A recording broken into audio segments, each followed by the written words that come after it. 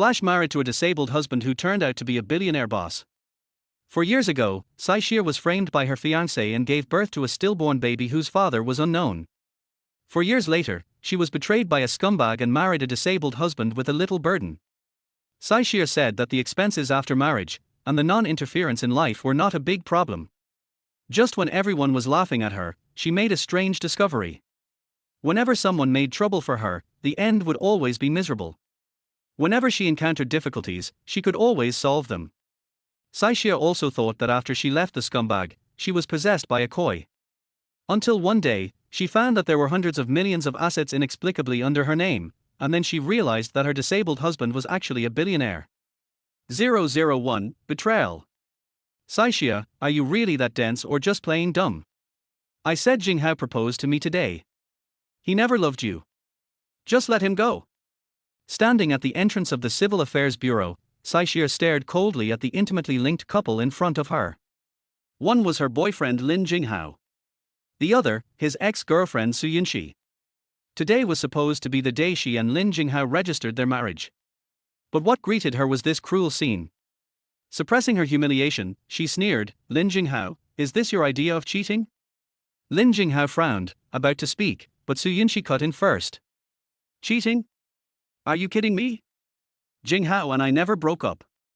You, my so-called best friend, seduced my boyfriend while I was studying abroad, and now you dare to accuse him of cheating.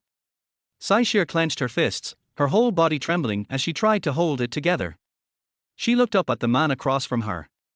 Lin Jinghao, what do you really mean by all this? His eyes flickered. Then, without hesitation, he pulled out a check. Take this. Let us part on good terms. Saishir glanced at the amount and laughed coldly. So I'm worth only 200,000. Su Yunxi chimed in immediately, did you hear that, Jinghao? She thinks it's too little. This is the woman you called kind and reasonable? Turns out she's just greedy. Lin Jinghao frowned. Then name your price. Name her price? Saishir raised one finger. 1 million. He guessed. A bit steep, but worth it if he could get rid of this burden. Just as he was about to sign another check, Saishir's voice turned icy. 10 million.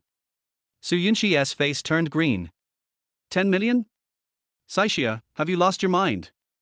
Back when Lin Jinghao had nothing, I dropped out of school and worked to support him through college.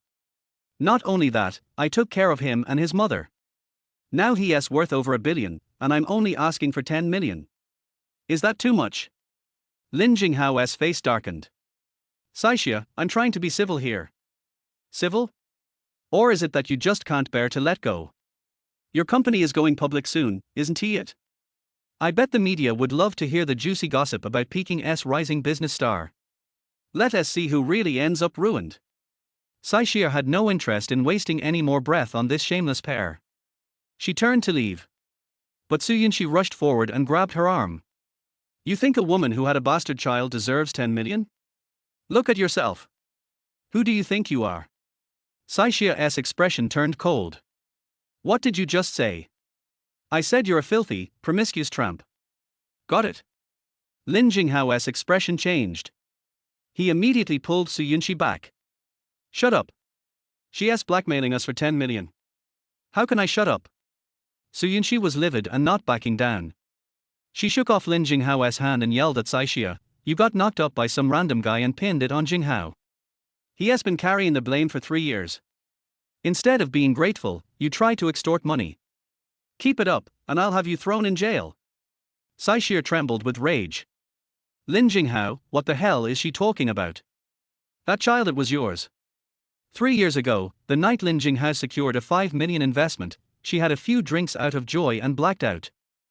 When she woke up and saw Lin Jinghao beside her, she thought they had spent the night together.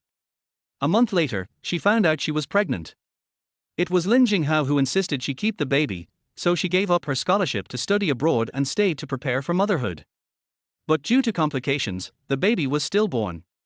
Lin Jinghao, worried the truth would break her, had the baby quietly taken away. She had carried that child for 10 months and never got to see its face. The pain of that memory tore through her again. But now what did Su Yunxi's words mean? Seeing the color drain from Saishir's face, Su Yunxi pressed on, Ever wonder why Jinghao never touched you for the past 3 years? Because he thinks you're filthy. Every time he needed something, he flew out to see me. That's enough. Lin Jinghao finally snapped, silencing Su Yunxi. Sai Xie was on the verge of collapse. Lin Jinghao, if you weren't the man that night 3 years ago, then who was? His gaze flickered, voice turning impatient. How would I know? You were the one messing around, not me. Then why did you insist I keep the baby? What did you do with my child? I told you the baby was stillborn. The hospital took care of it that day. With that, he threw the check for 200,000 at her. Take it. We're even. I know you're not afraid of making a scene, but don't forget you still have that drunk of a father lying in a hospital bed. Don't push me. You. Sai Xie felt like she'd been struck by lightning. Her legs nearly gave out. Lin Jinghao knew her too well, knew exactly how to hit where it hurt. Seeing she said nothing more, he turned to leave. Su Yunxi sneered as she passed. Trash. You got what you deserved. Once inside the car, Su Yunxi leaned intimately into Lin Jinghao's arms. But he grabbed her jaw roughly. Didn't I warn you not to bring up that child?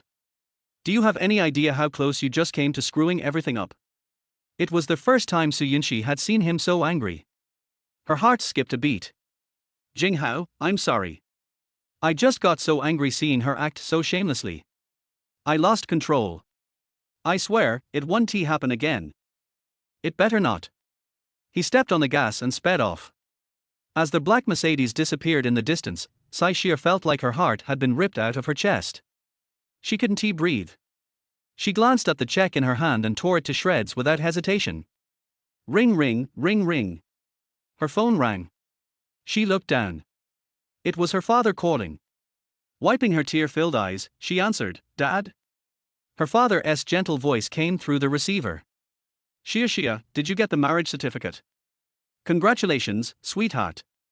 You finally have a home. I can rest easy now. Years of alcoholism had left her father with heart failure and fluid buildup in his chest. During surgery a few days ago, their hospital had issued 2 critical condition notices. Sai Xie didn't dare say too much, afraid he'd hear something in her voice. Dad, there's still a bit of paperwork to handle. All right. Getting married is a big deal. I won't hold you up. After the call ended, Sai Xie looked once more at the Civil Affairs Bureau entrance before turning to leave. Suddenly, a cold voice rang out behind her. Master Ju, Miss Qin is already an hour late. I just called her 3 times and she didn't answer.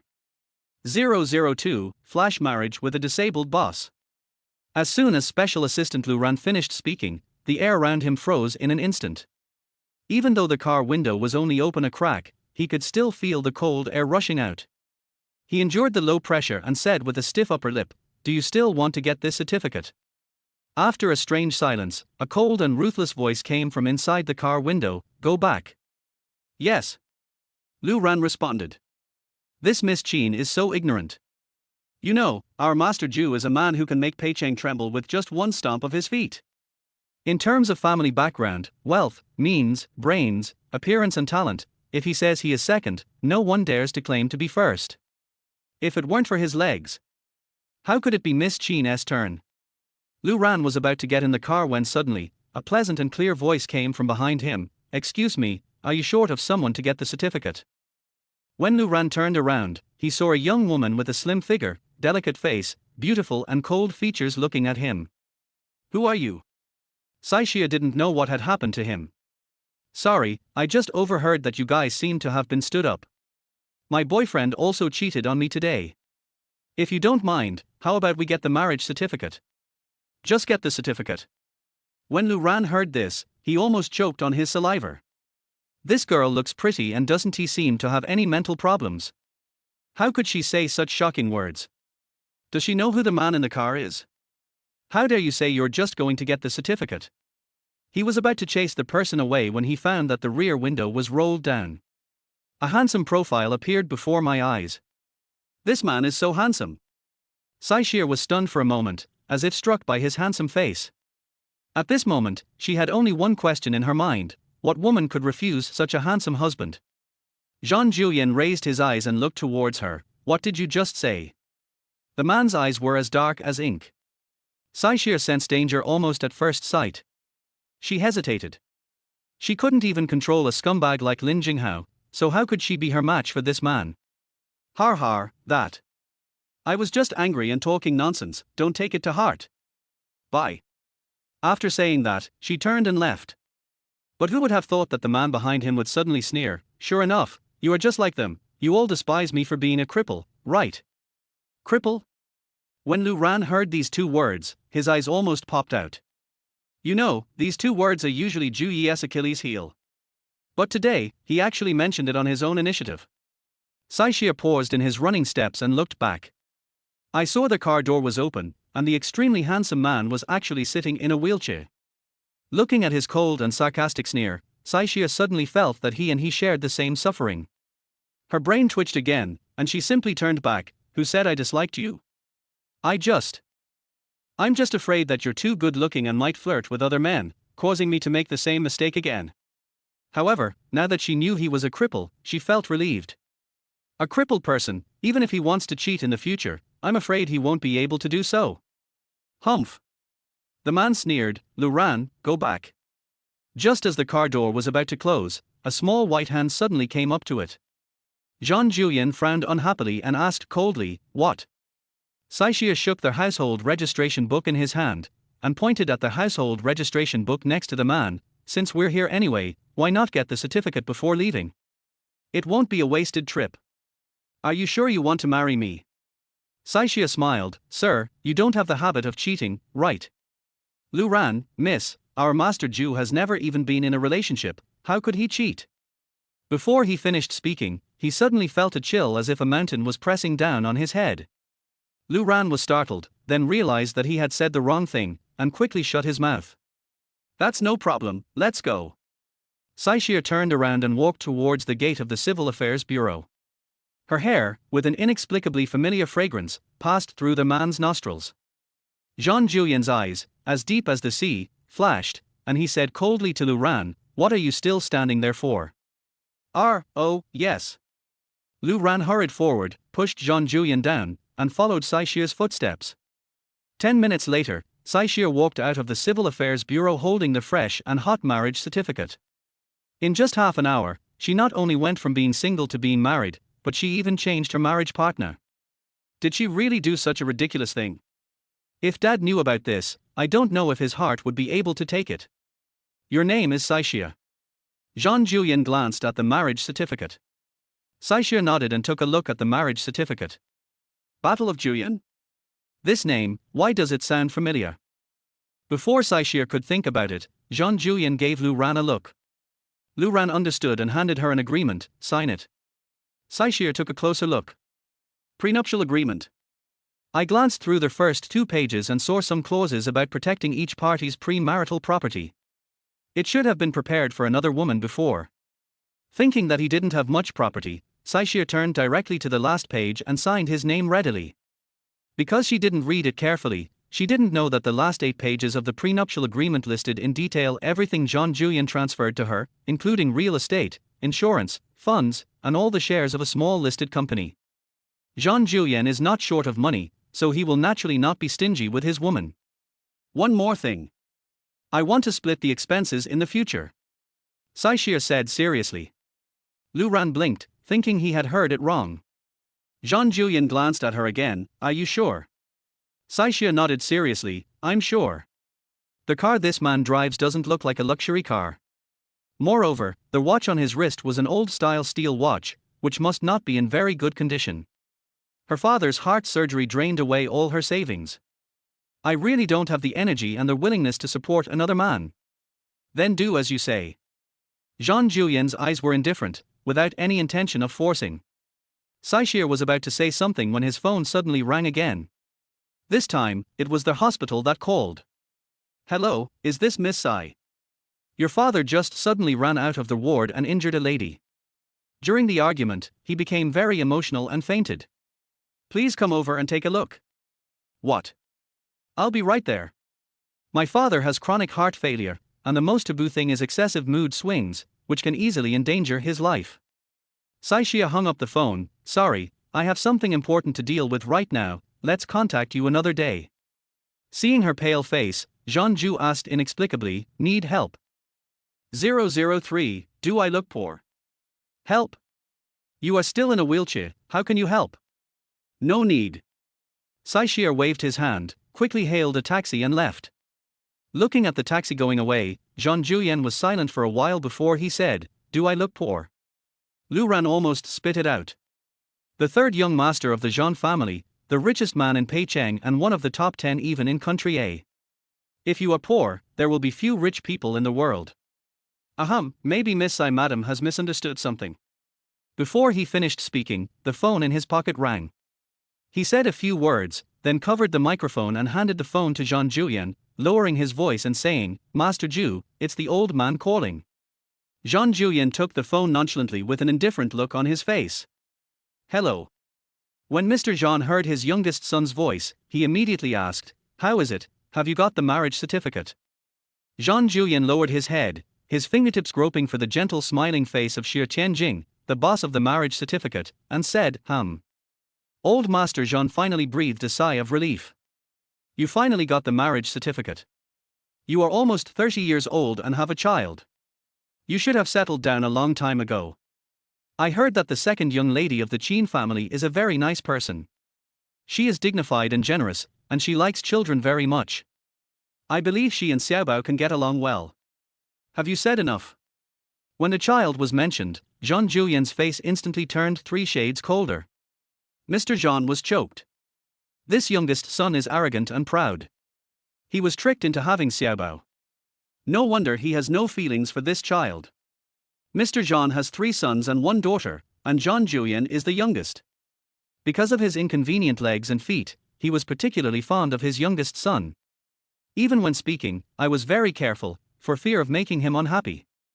I'm sorry for being so nosy. Do you think you can bring your new wife to our old house today and have a meal together? Your mother personally cooked your favorite dish today. I'm busy. Zhang Juyan said this coldly and hung up the phone directly. Lu Ran took the phone, and seemed to be used to this kind of communication between the father and son. "Master Zhu, where are we going now?" "Go back to the company." "Yes." "Hospital, cardiac surgery inpatient ward." When Saishia hurried over, he happened to meet Director Li coming out of his father's ward. "He is my father's attending physician." "Director Li, how is my father doing?" Director Li looked at Saishia, who was sweating and looking pale, and comforted him, "Don't worry, he's awake. I just checked him and there's nothing wrong with him for now." Saishia breathed a sigh of relief. "However, your father just scratched a lady.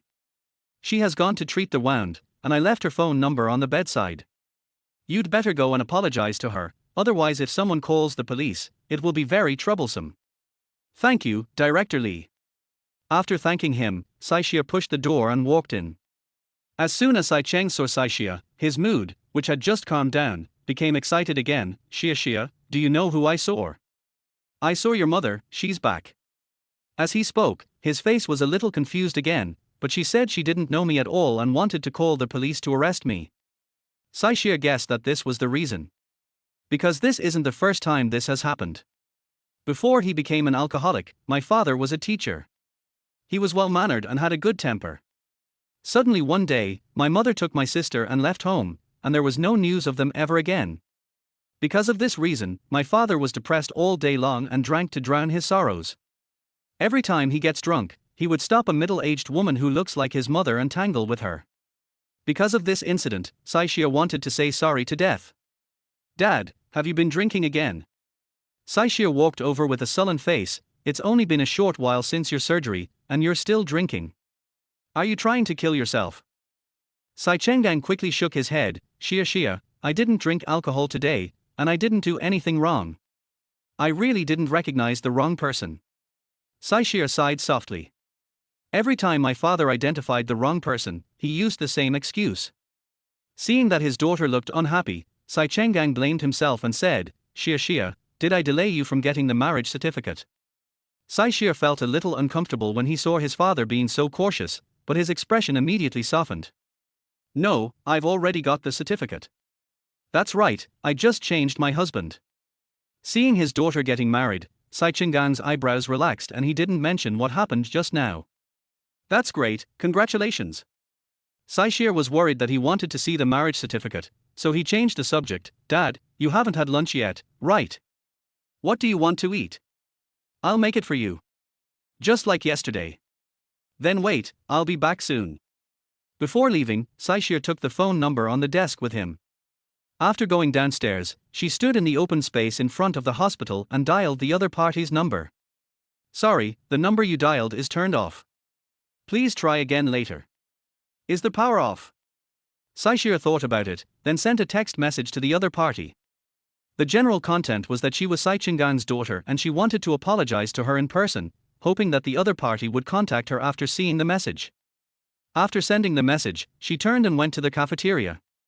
What she didn't know was that as soon as she left, two beautifully dressed women came out of the emergency room not far behind her. Judging from their age, they should be a mother and daughter. The mother removed the SIM card from the phone, broke it into pieces, and threw it into the trash can.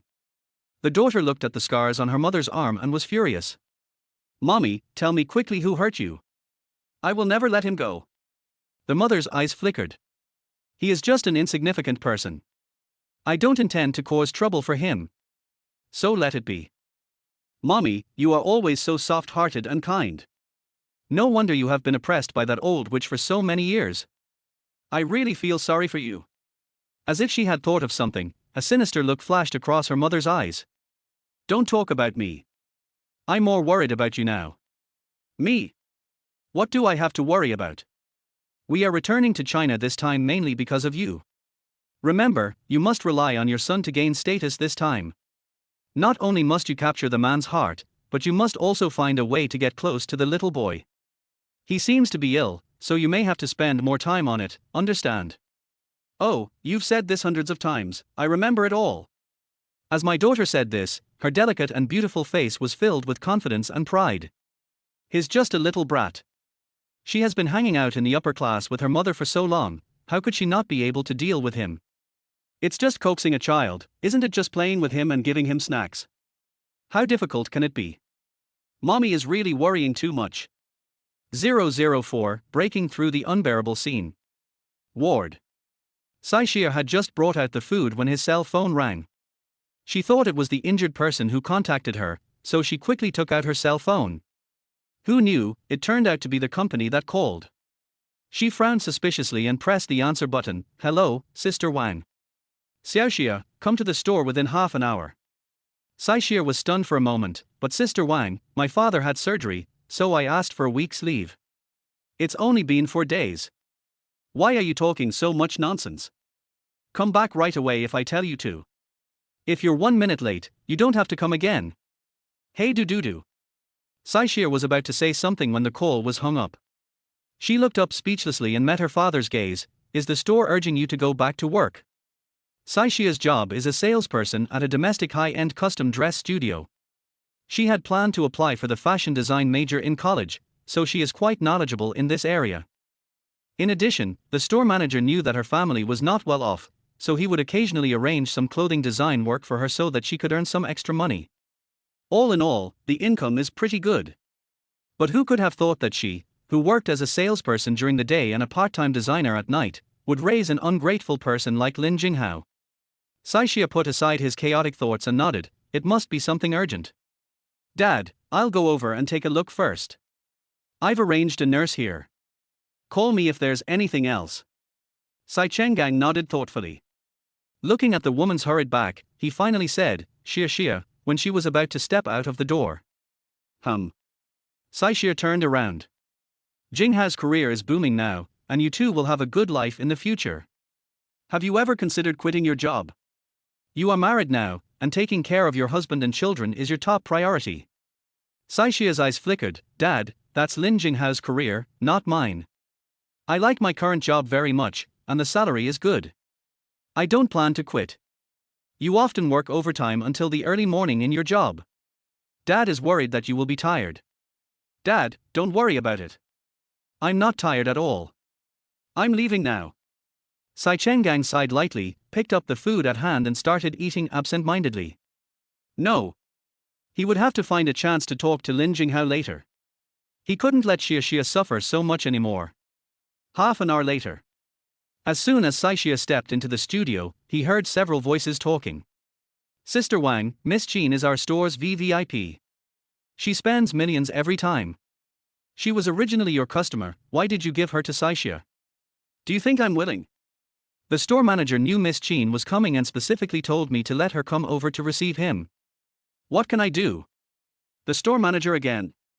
I heard before that he secretly gave Saishia some extra money, but now he's leaving the customers to her. Are they having an affair? Of course she is. I suspect that little bitch Saishia must be very good in bed, otherwise why would the store manager be so diligent in making money for her? You take advantage of your youth and beauty to do this kind of thing, and you don't think it's disgusting. I heard that her mother ran off with a man a few years ago. It's not hard to understand why a person like her, who was born by a father but not raised by a mother, would do such a thing. Do you think that her father had a heart attack because of her chaotic private life? Bang! Suddenly there was a loud noise at the door, which scared the women who were gossiping and made them jump up.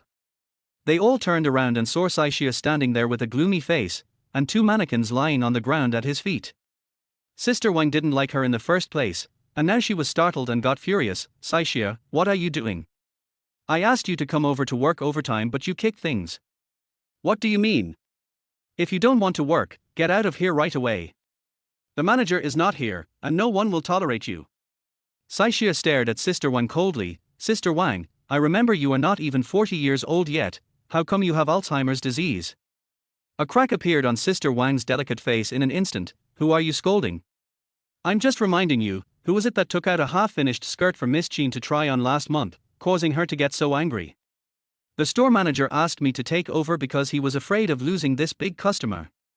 If it weren't for me, not only would you not get the 20,000 commission, but you would also lose your job. Not only do you not know how to repay your gratitude, you also gossip about me and throw dirty water behind my back. Saishia's tone became serious. Is this how people who are born by their fathers and raised by their mothers do things? You? Sister Wang was speechless. When the shop assistants nearby heard this, they immediately lowered their heads in embarrassment. So there is such a hidden story behind this matter? They are so mean. Why do they have to talk about these things with Sister Wang? You know, what the store manager hates the most is gossips. If Saishia complains to the store manager, they will probably lose their jobs. Shia, actually we were just joking just now. Yeah, don't take it personally. We are all colleagues. Saishia had a blank expression on his face and interrupted directly. The premise of joking is that I have to find it funny, not offensive. Also, the year-end performance evaluation is coming soon. If you keep slacking off here every day, it's not certain whether you can be my colleague next year. After saying this, she turned and walked towards the VIP reception room. Wait a minute, one of the colleagues was about to open his mouth to remind her, but was suddenly grabbed by Sister Wang. What are you doing? Besides Miss Chin, there is also. Sure. Sister Wang quickly covered her mouth. You idiot, she has made enemies with all of you now. If she doesn't leave, we will be the ones to leave. My colleague suddenly realized what was going on and immediately shut up. Sister Wang crossed her arms over her chest and looked coldly at Saishia's back. Little bitch, I'll be waiting here to see what happens to you. Over there, Saishia walked to the door of the VIP reception room and knocked gently. Miss Chin. There was no response from inside. Saishia looked up and saw that the light at the door was on, which proved that someone was inside. Could it be that he waited for too long and fell asleep? Miss Chin, I'm coming in. Saishia said as he gently pushed the door open and walked in. There were limited edition LV handbags in the living room, and a pair of handmade high heels were thrown on the ground in the middle of the room. From time to time, slight collision sounds could be heard in the locker room. A female voice pleaded, No, Ting, don't stay here, go back, okay? Please. I like it here, it's exciting. Ting, don't do this. Don't do that. I treat you like this because I like you. Are you really going to marry my uncle? Just say the word and I'll stop immediately and drive you to the Civil Affairs Bureau myself. I don't want it. Who wants to marry a cripple? Then why are you still talking nonsense? Don't you know that a night of love is worth 1,000 gold? But, well. The woman's lips seemed to be sealed. Then there was a sound of pulling clothes. Saishia was an experienced person, so how could he not know what happened when he heard the noise? Just preparing to exit at the speed of light. Sudden. Who?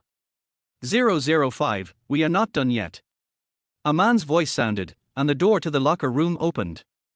Saishir sped away. She didn't dare look back. If she saw the man's face, she would be in big trouble. But just as she ran to the door, someone suddenly grabbed her arm. Bang! His body was forced to turn around, with his back against the door. Who let you in? Saishia looked up in shock, and saw a handsome man pressing her against the door, staring down at her. The moment their eyes met, a hint of surprise unexpectedly flashed in his sinister eyes. This woman is so beautiful. For a moment, Saishia felt that this man looked familiar. However, she didn't think about it and quickly lowered her head. Sorry, I went to the wrong door. Wrong door.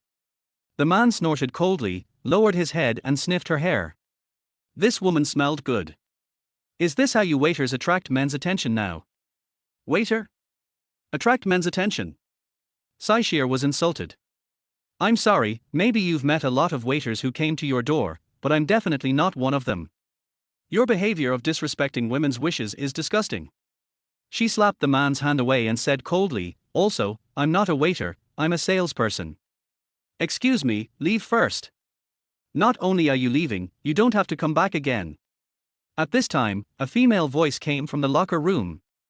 Saishir turned around and saw Qin Shiyu had already put on her clothes and walked out. There was still a hint of blush on that delicate face, but her eyes were filled with anger. She was embarrassed and awkward to be caught in such a thing. But when she came out, she saw the man holding Saishir between the door and his body with one hand. It was obvious in his eyes that he was amazed by her, and she was immediately jealous. She walked in front of Saishir in her high heels. Don't you know you should knock before entering? You are just a lousy clothes seller, and you don't have such professional ethics. I will complain to your store manager and fire you. Saishir felt that this was unreasonable, so he patiently said, Ms. Qin, I knocked on the door, but you may have been too engrossed with this gentleman to hear me. Too involved. Is this a mockery of her? Qin Shiyu was immediately furious. If Zhang Jingting hadn't been there, she would have rushed up and slapped her hard a few times in order to maintain her image as a lady. I won't talk nonsense with you. Suppressing her anger, she took out her cell phone and called the store manager. Manager Zhao, not only did your employee break into the reception room without knocking, she also slandered me for having an affair with a gentleman I was traveling with. You must not keep this kind of person, fire her immediately. Otherwise, I guarantee that you won't be able to keep this store here. When Sister Wang and the others who had been standing outside the door heard this, they were extremely happy. Although the Qin family is not one of the four major families in Peicheng, everyone knows that she is about to marry Zhang Juyan. To offend her is to offend the Zhang family.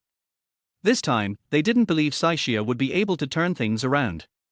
In less than 10 minutes, Manager Zhao hurried over. As soon as he entered the door, he started apologizing profusely. Qin Shiyu had a cold face and sat on the sofa with her arms folded across her chest. Zhang Jingting leaned loosely on the sofa, crossed his legs, and looked at Saishia meaningfully. Ms. Qin, Saishia has always been very sensible. Is there any misunderstanding here? Zhao Zhao asked cautiously. Sister Wang took the opportunity to add fuel to the fire. Manager, what kind of misunderstanding could there be? We wanted to remind her at the time, but who knew that she was so eager to take credit that she just barged in? Shut up! Zhao Zhao yelled. Qin Shiyu snorted coldly, find out whether it's a misunderstanding or not. This is your business and has nothing to do with me. I'll give you two choices. First, fire Saishia, and I'll take all the clothes on the shelves in the store. As she spoke, she pulled out a black and gold card from her bag and threw it on the coffee table. Sister Wang and her friends have seen the world. Just by looking at the card surface, they knew that this was an unlimited overdraft credit card, and their eyes immediately lit up. The second option is to keep Saishia. I will call my fiancé right away and have your store disappear from Peicheng within a day. Call your fiancé? Saishia keenly grasped the key point. Isn't the man next to her her fiancé? No wonder she insisted on driving me away. She was afraid that the news would leak out. I didn't expect that Qin Shiyu, who appears dignified and elegant on the surface, is actually so dirty in private. Ms. Qin, please don't be angry. I believe Saishia is not the kind of person who gossips. There must be a misunderstanding here. Zhao Zhao's words completely angered Qin Shiyu. She slammed the table and stood up. What do you mean? She doesn't gossip. Did I do something wrong? That's not what I meant. Mr. Zhao, I think you don't want this store anymore. If that's the case, I won't be polite anymore. Qin Shiyu immediately took out her cell phone, turned it on, and dialed a number. Honey, I've been bullied. This store even dares to bully me. They don't even take you seriously. Come here quickly to help me vent my anger. On the other end of the phone, Lu Ran held the phone with a speechless look on his face. When Miss Qin called just now, Mr. Zhu was too lazy to answer the phone himself and just asked him to turn on the speaker. Since the two got engaged, Zhu Yi gave her an additional card to cover all her expenses. Who knew that what I got in return was being stood up when I came to get the certificate today? Originally, I thought she called to apologize. Unexpectedly, the first thing she asked was to ask Zhu Yi to come over and help her. Really? Where are you? Zhang Julian asked indifferently. Qin Shiyu immediately gave the address. New. After hanging up the phone, Zhang Julian looked at Lu Ran and said, "Prepare the car." Lu Ran's eyes almost popped out. Is Mr. Zhu really planning to go over and support her? Could it be that he really fell in love with Qin Shiyu, and didn't even care about being stood up when getting the marriage certificate? Although confused, Lu Ran did not dare to ask more questions and hurried to prepare the car. On the other side, after Qin Shiyu hung up the phone, she snorted triumphantly, "My fiancé will be here soon, just wait." Sister Wang immediately became anxious. Manager Zhao, while Miss Qin's fiancé hasn't arrived yet, quickly fire Saixia. Maybe there's still room for redemption. Manager Zhao was also bleeding with heartache. Of course he wanted to keep his shop, but if he fired Saixia, his studio would be ruined too. Seeing that she couldn't persuade Zhao Zhao, Sister Wang could only point her finger at Saixia. "Saixia, Manager Zhao hasn't taken care of you in the past few years, has he? People should be grateful. If you still have a conscience, you should get out of here instead of getting Manager Zhao and us into trouble." Saixia clenched her fists. In the past few years, if it weren't for the care of Manager Zhao, she would not even have a college degree, and would have no chance to earn a high salary of over 10,000 yuan, and naturally she would not be able to afford her father's surgery. She couldn't implicate Manager Zhao. "Miss Qin, you don't have to call anyone, I can go by myself." After saying this, Saixia turned around and was about to leave. But who knew that Qin Shiyu would not give in? You know how to give in now. It's too late. Today, either you kneel down and apologize to me, and then get out of Peicheng. Otherwise, we are not done. 006. Are you worried about me? Get out of Peicheng? She is afraid that she will expose her ugly deeds. Saixia's eyes were cold. "Miss Qin, there's an old saying that goes, if you don't want others to know, then don't do it. Some things are best not to be done to the extreme. You've gone too far." Qin Shiyu refused to give in. "I asked you to kneel down and apologize. Leaving Peicheng is already giving you a chance. My fiancé has a bad temper. If you offend him, kneeling down won't solve the problem. Believe it or not, this store will disappear along with you." Sister Wang didn't want to lose this high-paying job, so she called two colleagues and grabbed Saixia's arms. Saixia's expression suddenly changed. "What are you doing?" Sister Wang said sternly, "Saixia, you caused this mess yourself, why should we suffer with you? Since you can't bring yourself to kneel down and apologize, we will help you out for the sake of our relationship as colleagues." As she spoke, she winked at another colleague. The two men understood what she meant and twisted her arms, trying to force her to kneel down. "Let me go." Saixia struggled hard. "You ungrateful thing." Sister Wang cursed and kicked her hard in the leg. Suddenly, a black shadow rushed over like lightning. After two muffled thuds, Saixia felt the pressure on his body suddenly disappear.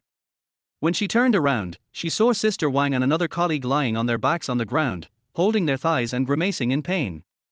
What is happening? At this time, a tall and straight figure walked straight up to her and said respectfully, "Madam, are you okay?" Saixia looked up and saw Lu Ran with a concerned look on his face. "His coming, does it mean that Zhang Julian is also?" She quickly looked towards the door and saw Zhang Julian sitting in a wheelchair. The man's cold eyes were as deep as the sea, staring at everything that had just happened with a very cold and displeased look. I'm fine, but why are you here?" Saixia stood up. Lu Ran turned his head and looked at Qin Shiyu. "It's Miss Qin." "Qin Shiyu?" "Yes." Qin Shiyu was still there. If she knew that Zhang Julian was her husband, she would definitely make trouble for him. The two of them had just gotten their marriage certificate, and she didn't want to owe anyone a favor. Thinking of this, Saixia didn't even give Lu Ran a chance to finish his words, and rushed to Zhang Julian in one step. The man frowned, but before he could say anything, he felt the wheelchair turn. Saixia pushed him and rushed out at the speed of light. Zhang Julian. Saixia rushed out for more than 10 meters, and when he turned around, he found that Qin Shiyu had chased him out. She looked around and went straight into the fitting room of a women's clothing store. After closing the door, Saixia turned around and lay on the crack of the door, carefully peeking out to see if Qin Shiyu and the others had caught up with him. "What are you doing?" Zhang Julian frowned and spoke unhappily. Who would have thought that before he could finish his words, Saixia immediately rushed over and covered his mouth with his hands. Sure. Zhang Julian has a cold personality and doesn't like to get close to anyone. Especially after the unexpected plot 4 years ago, he became even more resistant to women. Logically speaking, when Saixia covered his lips with both hands, his first reaction should be to kick her away. But he found that he didn't feel disgusted at all. What's going on? In the fitting room, it was suddenly so quiet that only the sound of breathing could be heard. Saixia felt something was wrong. When she looked carefully, she found that Zhang Julian was staring at her deeply. That gaze was hot and firm, as if it could penetrate everything and reach her heart. Saixia was startled and quickly let go of his hand, trying to step back. But the more anxious she was, the more mistakes she made. She was suddenly tripped by something and fell directly onto Zhang Julian's lap. Although the man was sitting in a wheelchair, his thighs were still strong and his muscles were clearly visible. As soon as he sat down, Saixia's face became hot. She struggled to stand up. "Excuse me, Ayur." This time, it was her mouth that was covered.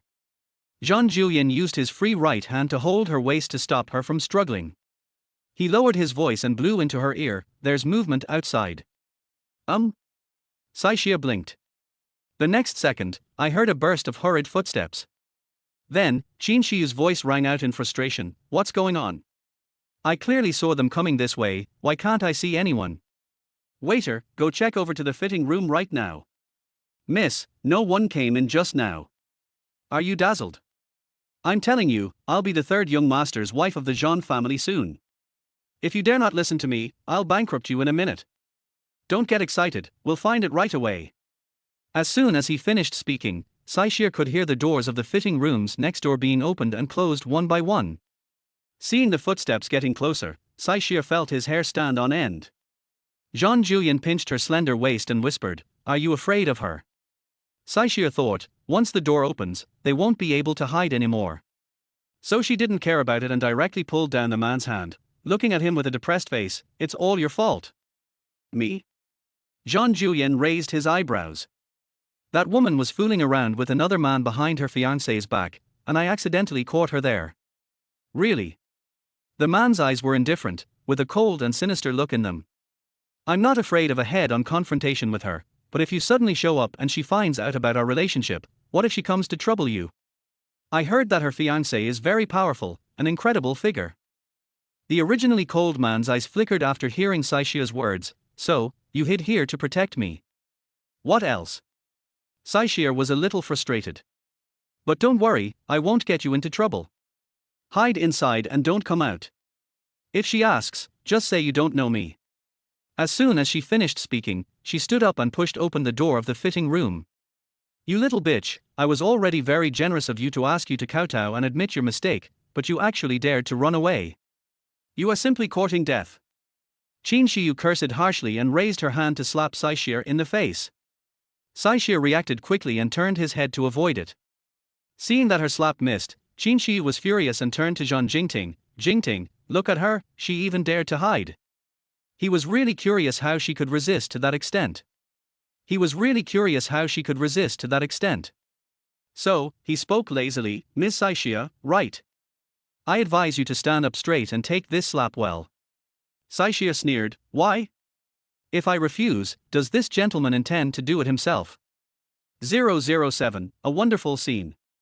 Laugh. Zhang Jingting laughed, "I never hit women, and I don't plan to make an exception in the future. But I want to remind you. Xingdar Plaza is an asset of the Zhang family, and Miss Jean's fiancé is the head of the Jean family.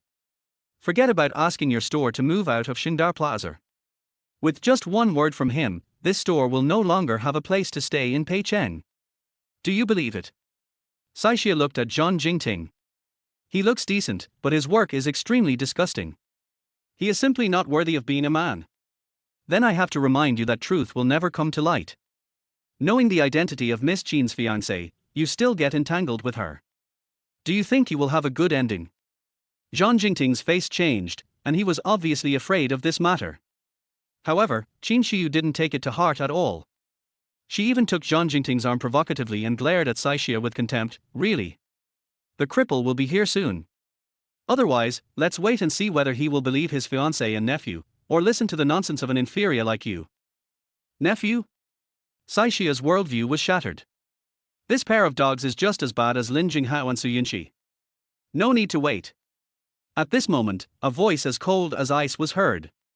Saixia was startled and turned around quickly. Then I saw Zhang Juyan with a cold face, slowly pushing open the door of the fitting room. She hurried forward and lowered her voice. Didn't I tell you to stay inside and not come out? Zhang Juyan's eyes were filled with coldness. Although I am a cripple, I can't just watch others bully my wife. Didn't I just tell you to bite yourself and say you didn't know me? Now, you have revealed our relationship in just one sentence. I can't even save myself, how can I save you? Just when Saixia was feeling dizzy and didn't know what to do, a terrified and almost trembling voice suddenly came from behind him. Third uncle. Third uncle. She quickly turned around and saw Zhang Jingting's face was pale, staring at Zhang Juyan in amazement. Qin Shiyu's eyes were wide open, and her lips trembled for a long time before she uttered a few words. Yang, why are you here? Zhang Juyan raised his eyes coldly, with a stern smile on his lips. Speaking of which, I have to thank you. If you hadn't called me to come over, I'm afraid I wouldn't have seen such a wonderful scene. Boom! Qin Shiyu's head exploded and she almost fell down. What Zhang Juyan meant by this was that he heard everything she and Zhang Jingting said just now. She called him a cripple and admitted her betrayal with Zhang Jingting. Qin Shiyu's mind went blank and she had no idea how to refute. Zhang Jingting reacted quickly. He licked his lips and said, Uncle San, you just said Saixia is your wife. What do you mean? Zhang Juyan said coldly, it means literally, it's hard to understand. Lu Ran stepped forward to explain, Master Zhu has already obtained the marriage certificate with Miss Sai. Zhang Jingting was completely stunned. His mouth opened into an O shape, almost enough to fit an egg. Qin Shiyu reacted immediately after hearing this. Her eyes rolled and tears welled up. Ian, didn't you say you would get the marriage certificate with me today? I was just a little late, but you went straight to get the certificate with an inferior person. You are too much. It was only at this moment that Saixia finally understood the whole story. It turns out that the one who stood up Zhang Juyan was Qin Shiyu. Etc. Qin Shiyu just said that her fiancé is the helmsman of the Zhang family. In a flash, Saixia suddenly remembered that he had read an interview with Zhang Juyan in a financial magazine before. No wonder she felt the name looked familiar when she saw it on the marriage certificate. Saixia blinked and looked at the man in the wheelchair in disbelief. In a trance, it felt like I was in a dream. She actually had a flash marriage with Zhang Juyan, the billionaire in Peicheng. Over there, Qin Shiyu was still thinking. No wonder Saixia pushed Zhang Juyan away as soon as he appeared. It turned out that she deliberately hid him in the fitting room and then induced me to say those words so that Zhang Juyan could hear them. It's so vicious. Yang, I've seen a lot of people like Saixia. Their family isn't well off, but they are always thinking about marrying a rich man and sucking his blood. I've been spending money at their store before, and she already knew that you were my fiancé. She must have deliberately gone to the Civil Affairs Bureau to wait for you, and then came here to direct and act out this scene, completely cutting off your chance of turning back. Yes, that must be the case. A lowly servant like her would do anything disgusting to get a man of your status and position. Don't let her fool you. Qin Shiyu's words became more and more outrageous, even to the point of personal attacks. Saixia could no longer tolerate it. Miss Qin, are all the ladies from the famous families in Peicheng like you, calling you a little bitch when you open your mouth and a lowly person when you close your mouth? If you hadn't told me, I would have thought you were a street-swearing shrew that came out of some corner. A crack instantly appeared on Qin Shiyu's delicate face. Saishia, you lowlife, who are you calling a bitch? Saishia seemed to be frightened and quickly threw himself into Zhang Julian's arms, with his little hands wrapped around his neck. Zhang Julian was suddenly embraced by a warm and soft beauty, and his body stiffened instantly. He almost subconsciously put his hand on her waist. I had intended to push her away. But the inexplicably pleasant fragrance in her hair made him change the action of pushing her away into hugging her slender waist. This woman's waist is so thin and soft, and even feels familiar. He couldn't help but rub it gently with his fingertips. Saishia seemed to sense his unruly behavior, and her scalp went numb. But in order to play this scene well, she had to bite the bullet and lean on him obediently. Husband, look at her, she actually scolded me like this. We have already obtained the marriage certificate, husband and wife are one, she scolded me for being a scumbag, is she also scolding you for being a scumbag? Seeing this scene, Qin Shiyu's curse words got stuck in her throat, and she almost suffocated to death because of the breath she couldn't breathe out. You know, although she was verbally engaged to Zhang Julian had never hugged her, let alone touched her hand. But now, he was hugging and kissing that bitch Saishia in public. Although she didn't like Zhang Julian, this was a huge humiliation for her, who had been the center of attention since childhood. Saishia, you are such a scumbag, shameless, despicable. You? Qin Shiyu was about to curse, but suddenly she heard Zhang Julian's cold rebuke, shut up. 008, he actually has a child. It was the first time that Qin Shiyu was yelled at in public. She felt very aggrieved. Ian, I didn't want to marry you, so you deliberately got the marriage certificate with the woman who carried my shoes. Now you're yelling at me for her. You're deliberately disgusting me, right?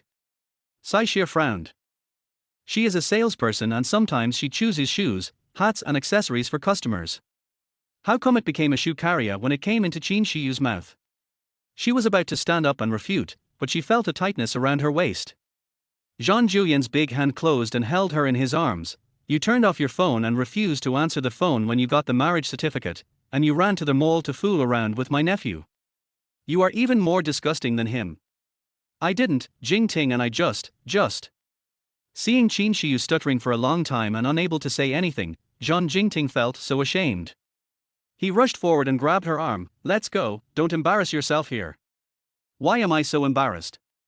It was obviously that little bitch Saishia who. Shut up. Zhang Jingting scolded, lowering his voice and saying, don't forget, there are surveillance cameras in the VIP reception room. Shunda is the Zhang family's property, and it only takes a few minutes for third uncle to adjust the surveillance cameras. Come with me now to deal with the surveillance cameras, and stop making trouble. Qin Shiyu's face changed, and she left in a hurry reluctantly. Saishia just breathed a sigh of relief when he heard a cold and majestic voice above his head. You feel comfortable in my arms. Are you addicted to hugging me? Scare. Saishia suddenly woke up and almost jumped out of the man's arms. She didn't know why, but ever since she knew the man's true identity, she had an inexplicable fear and awe of him. I heard that there are a lot of open and secret struggles within wealthy families. Coupled with Zhang Julian's weird and unpredictable temper, she felt as if she had just escaped from a wolf's den and entered a tiger's den. Saishia spoke a little uncomfortably, I didn't know you were the president of Dingfeng Group. Zhang Julian's eyes were indifferent. It's not too late to know now. But if I had known this earlier, I would never have gotten this certificate from you, okay? Before Saishia could finish his words, Lu Ran's phone suddenly rang. After he said a few brief words, he frowned and walked to Zhang Julian's side. Master Zhu, the old man called and said that the young master bit someone in the kindergarten, and the headmaster personally sent him back. He hid in the cupboard, refusing to see anyone or eat. The old man is very worried and wants you to go over and take a look. If you don't want to eat, then you'll be hungry until you eat. Zhang Julian's brows were cold. Prepare the car and go back to the company. Lu Ran pursed his lips and asked tentatively, don't you want to go over and take a look? Zhang Julian's eyes darkened, and his tone was grim. Is there a word you don't understand? No. A drop of cold sweat slid down Lu Ran's forehead. Every time the young master was mentioned, Zhu Yi's temperament would suddenly drop, and he seemed to hate the child very much. Lu Ran didn't dare to speak again, and hurriedly pushed the wheelchair, ready to leave. However, before he could take 2 steps, he was suddenly stopped by Saishia. What? Saishia looked at him, his tone a little incredulous. I heard your conversation just now. You have a son. Jean Julien frowned, seeming a little impatient. So what?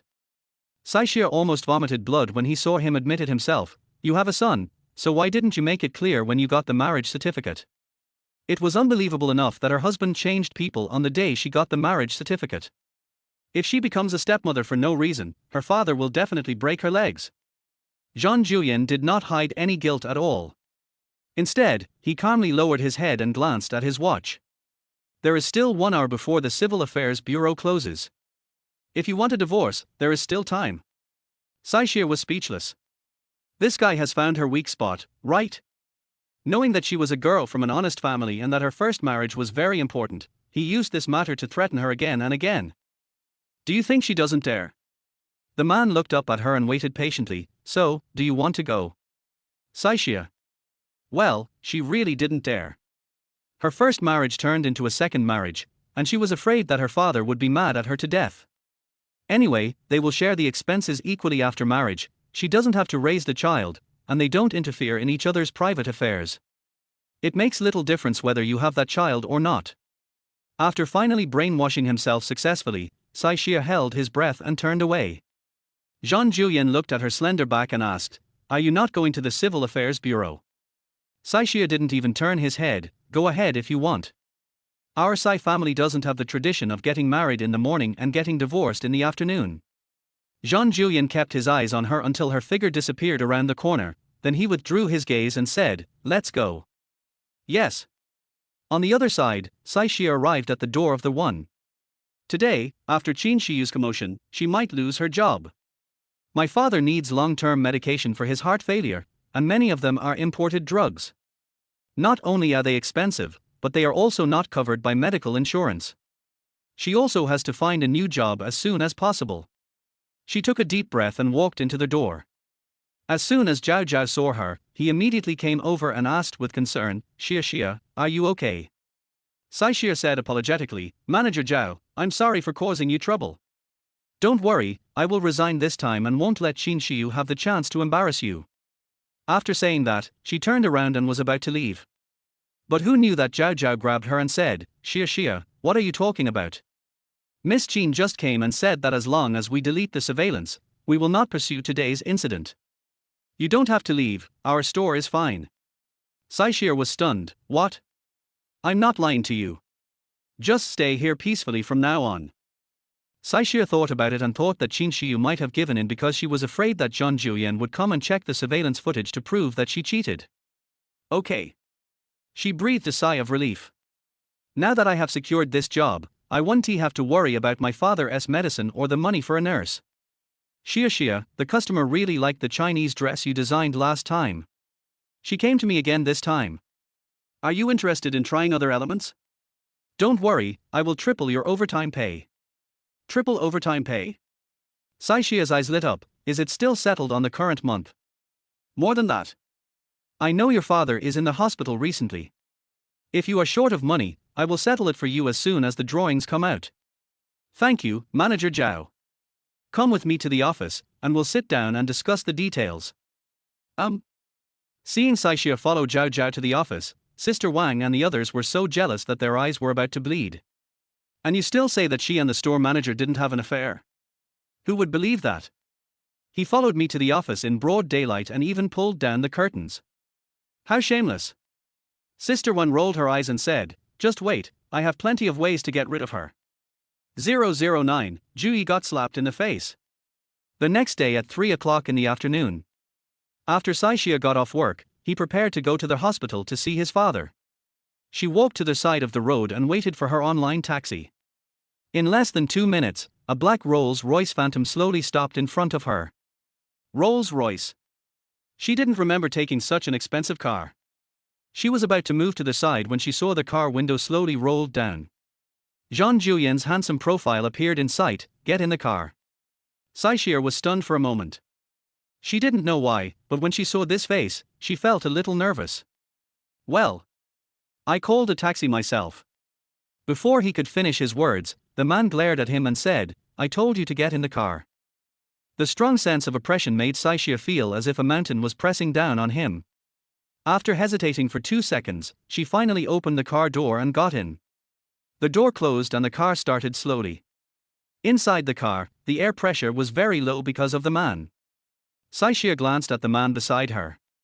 His eyebrows were cold, his lips were tight, and the coldness emanating from his whole body made half of her body freeze.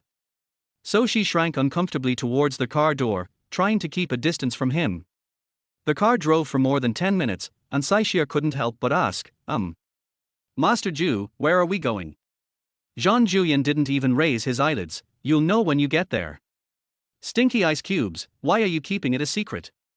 Forget it, she doesn't have much property anyway, so it's not her turn to commit murder or robbery. Saishir was about to turn her head to look out the window to divert her attention when suddenly a handbag from HS was handed to her. She was stunned for a moment, then turned back to look at Jean Julian. What is this? Put it on. Saishir took the handbag and saw that it contained a limited edition light yellow dress and a pair of handmade high heels. This is. Are you going home with me in your uniform? Go home? When Saishir heard this, his nerves immediately tensed up, meeting the parents so soon. But I'm not prepared. You don't have to prepare anything. Saishir's face turned green. She didn't have much spare money, so she couldn't prepare expensive gifts. What she meant was that she wasn't mentally ready to meet her parents yet. She was ready to resist, but Jean Julian glanced at his watch and killed her last thought. You have 5 minutes to change your clothes. But. Besides, there are no parking zones in front of the old house. If you want to get off the car halfway, I advise you to give up this idea as soon as possible. Saishir was completely at his wits' end. This overbearing and dictatorial guy didn't say it earlier or later, but waited until they were on the overpass to tell her the destination. It was obvious that he didn't give her the chance to refuse. Saishir looked at the clothes in his hands, as if he was holding a hot potato, and was speechless for a long time. 2 minutes later, Jean Julian kindly reminded, you still have 3 minutes. Saishir pursed her lips, a blush on her pretty face. There's someone in the car. How can I change? Jean Julian said calmly, the glass is covered with one-way film, which is also soundproof. This means that the driver cannot see the scene in the back seat. Saishir was speechless. He stared at him with a pair of innocent big eyes without saying a word. Jean Julian is such a smart person. With just one look, he understood what she meant. It turns out that this little girl was guarding against him. I'm not that hungry yet. He thought it was a bit ridiculous, so he said it coldly and turned the wheelchair around. He admitted it. Saishir was indeed the most beautiful woman he had ever seen. Moreover, she has a kind of cold pride. This kind of woman is the most attractive to men and can most arouse men's desire to conquer. But, what can we do? He has been celibate for many years and has unparalleled self-control. He wouldn't be so upset just by seeing her change her clothes, right? However, what he didn't know was that 2 minutes later, he was slapped hard in the face. Over there, after Saishir unbuttoned 2 buttons, he looked back worriedly. The man was in a wheelchair, and he was looking out the window the entire time, showing no signs of trying to peek. Saishir couldn't help but blush. Jean Julian is the president of Dingfeng after all. He must have seen countless beauties. He wouldn't do anything like peeping at others changing clothes. She was so defensive that it seemed like she was judging others by her own standards. Later, she simply stopped covering it up and changed it openly. But she didn't notice that the man with his back to her had his chest rising and falling gradually unsteadily. Especially when Saishir was left with only his underwear, his Adam's apple began to roll. He unconsciously reached out and tugged at his tie, then tightly closed his eyes. Saishir didn't know that Jean Julian didn't look back. However, the one-way glass reflected the entire process of her changing clothes clearly in the man's eyes. Okay. Saishir said softly. Jean Julian then opened his eyes and turned the wheelchair around. When he saw Saishir, his eyes lit up. The light beige knee-length dress seemed to be tailor-made for her. This woman usually wears a white t-shirt and jeans and looks very thin, but I didn't expect that she has such a nice figure underneath. She has a curvy figure, a slim waist and long legs. It is no exaggeration to say that she is a stunner. The sight of the fair skin on her chest made the heat that Jean Julian had suppressed with great difficulty begin to stir again. The man's gaze was too aggressive, and Saishir was a little overwhelmed. She tugged at the hem of her skirt somewhat unnaturally. Why are you looking at me like that? Is it ugly? Jean Julien swallowed and came back to his senses. He unconsciously loosened his collar a little, as if to relieve the heat. It's not pretty. Just at this moment, the car stopped. The sound of brakes drowned out the man's voice. Saishia leaned over and asked, "What did you just say?" The sweet fragrance of the woman filled his face. Jean Julien reached out his hand and pulled her low ponytail loose. He then pushed half of her hair to her chest to cover the exposed fair skin. Then he said, "This is barely acceptable. Just make do. Does that mean it's okay?" Saishia breathed a sigh of relief and followed the man out of the car. The Jean family's old house is a Chinese-style garden. It is located in the area with the best feng shui and the most expensive land in Peicheng, and it covers a large area. Artificial lakes, rockery and stone forests, exotic flowers and plants, every detail in the garden is meticulously crafted by craftsmen. Saishia knew that Jean Julien was the richest man in Pei City, but he didn't have much idea of how rich their family was. But now, seeing that one of their old houses is comparable to the ruins of Prince Gong's mansion, I finally have a concrete understanding of extravagance. Lu Ran pushed Jean Julien in front, and Saishia followed behind towards the front yard. However, just as they walked to the door of the hall, they heard someone inside slamming the table and saying, "You, the Jean family, must give us an explanation for this matter today. 010, I want Saishia to divorce me."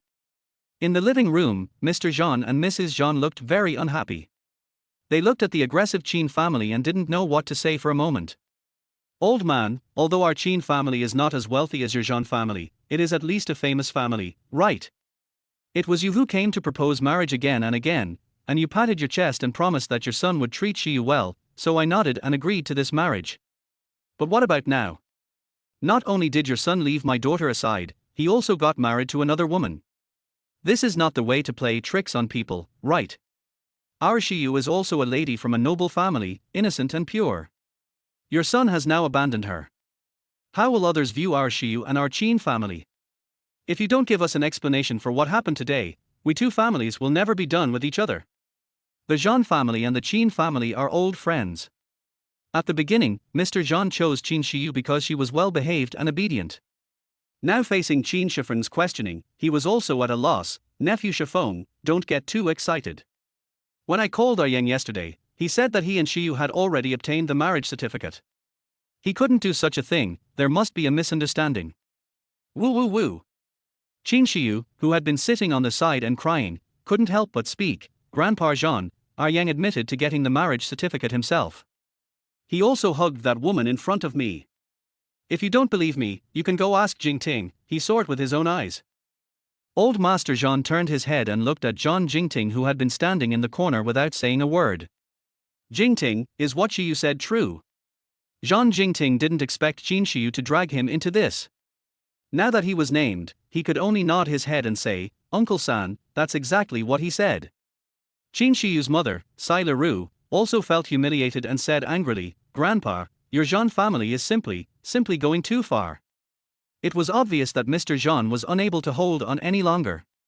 He quickly called out to their housekeeper Uncle Quan, "Our Quan, you go and check on our Yang right now." "Why hasn't he come yet?" Liu Quan nodded and ran outside. But just after taking 2 steps, I heard a cold voice coming from the door, "Don't rush me, I'm here." As soon as these words were spoken, everyone turned around to look. Then I saw Lu Ran pushing Jean Julien in. Although he is now sitting in a wheelchair, his aura is still terrifying, and just one look at him is enough to make people terrified.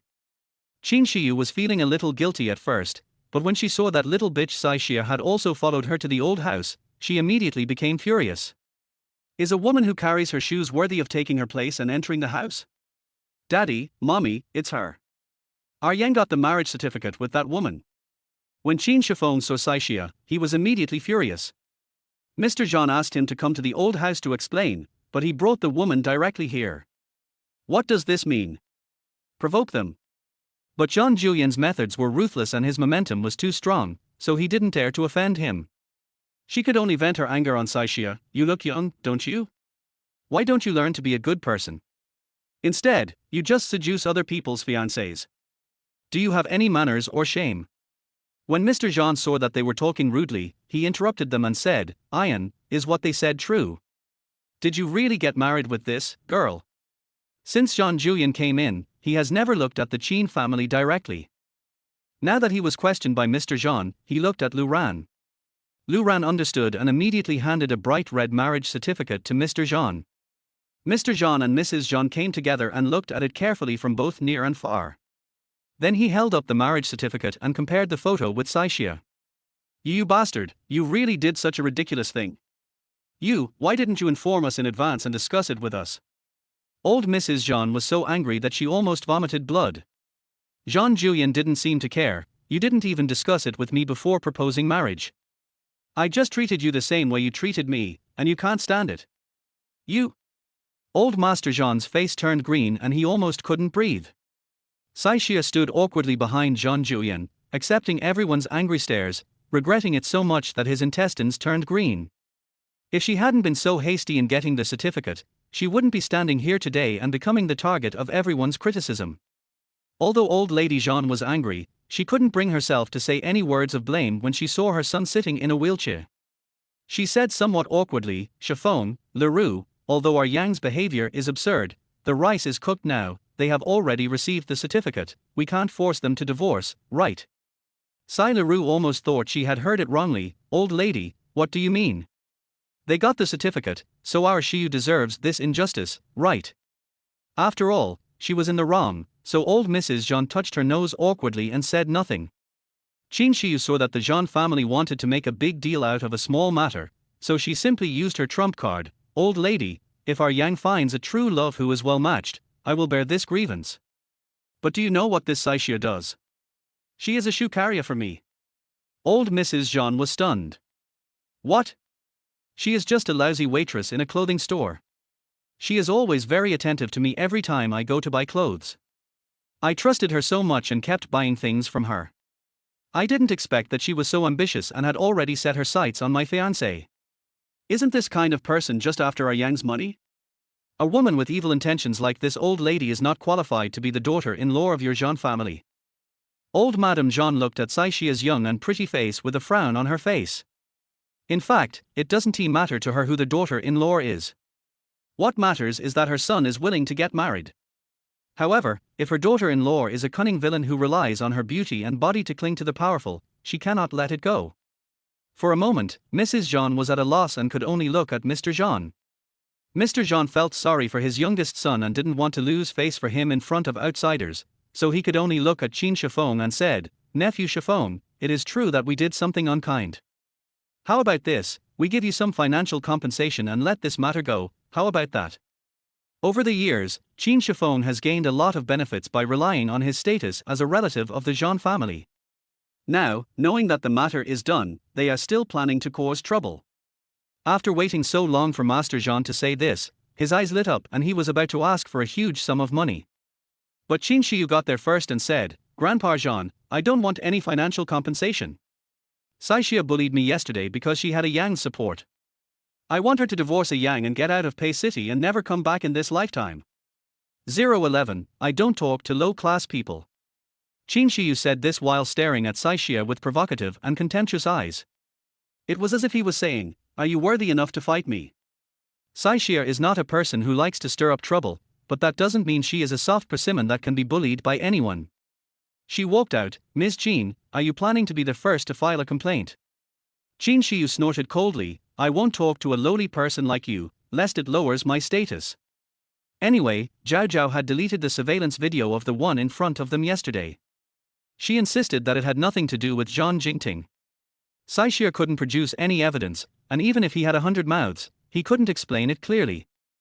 Saishia naturally knew what she was thinking about, so he showed regret. "Since Miss Qin doesn't want to communicate with me, then there's nothing I can do. I just want to remind Miss Qin that I have a not-so-good habit. When I receive VIP customers, I will habitually turn on the recording function on my phone to avoid disputes in the future." Having said that, she slowly took out her cell phone.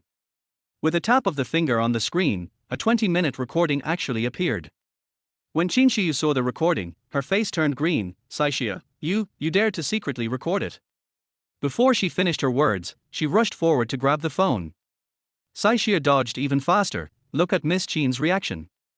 You should remember clearly what you said when I came in yesterday, right?" Qin Shiyu's face turned pale. How could she not remember? At that time, she and Zhang Jingting were in the fitting room. If this recording were to be exposed, not only would her relationship with Zhang Jingting be ruined, but she would also lose face. Old lady Zhang is a very shrewd person. Seeing Qin Shiyu, who was hysterical just a second ago, become dull this second, he immediately became suspicious. What is the recording in your phone?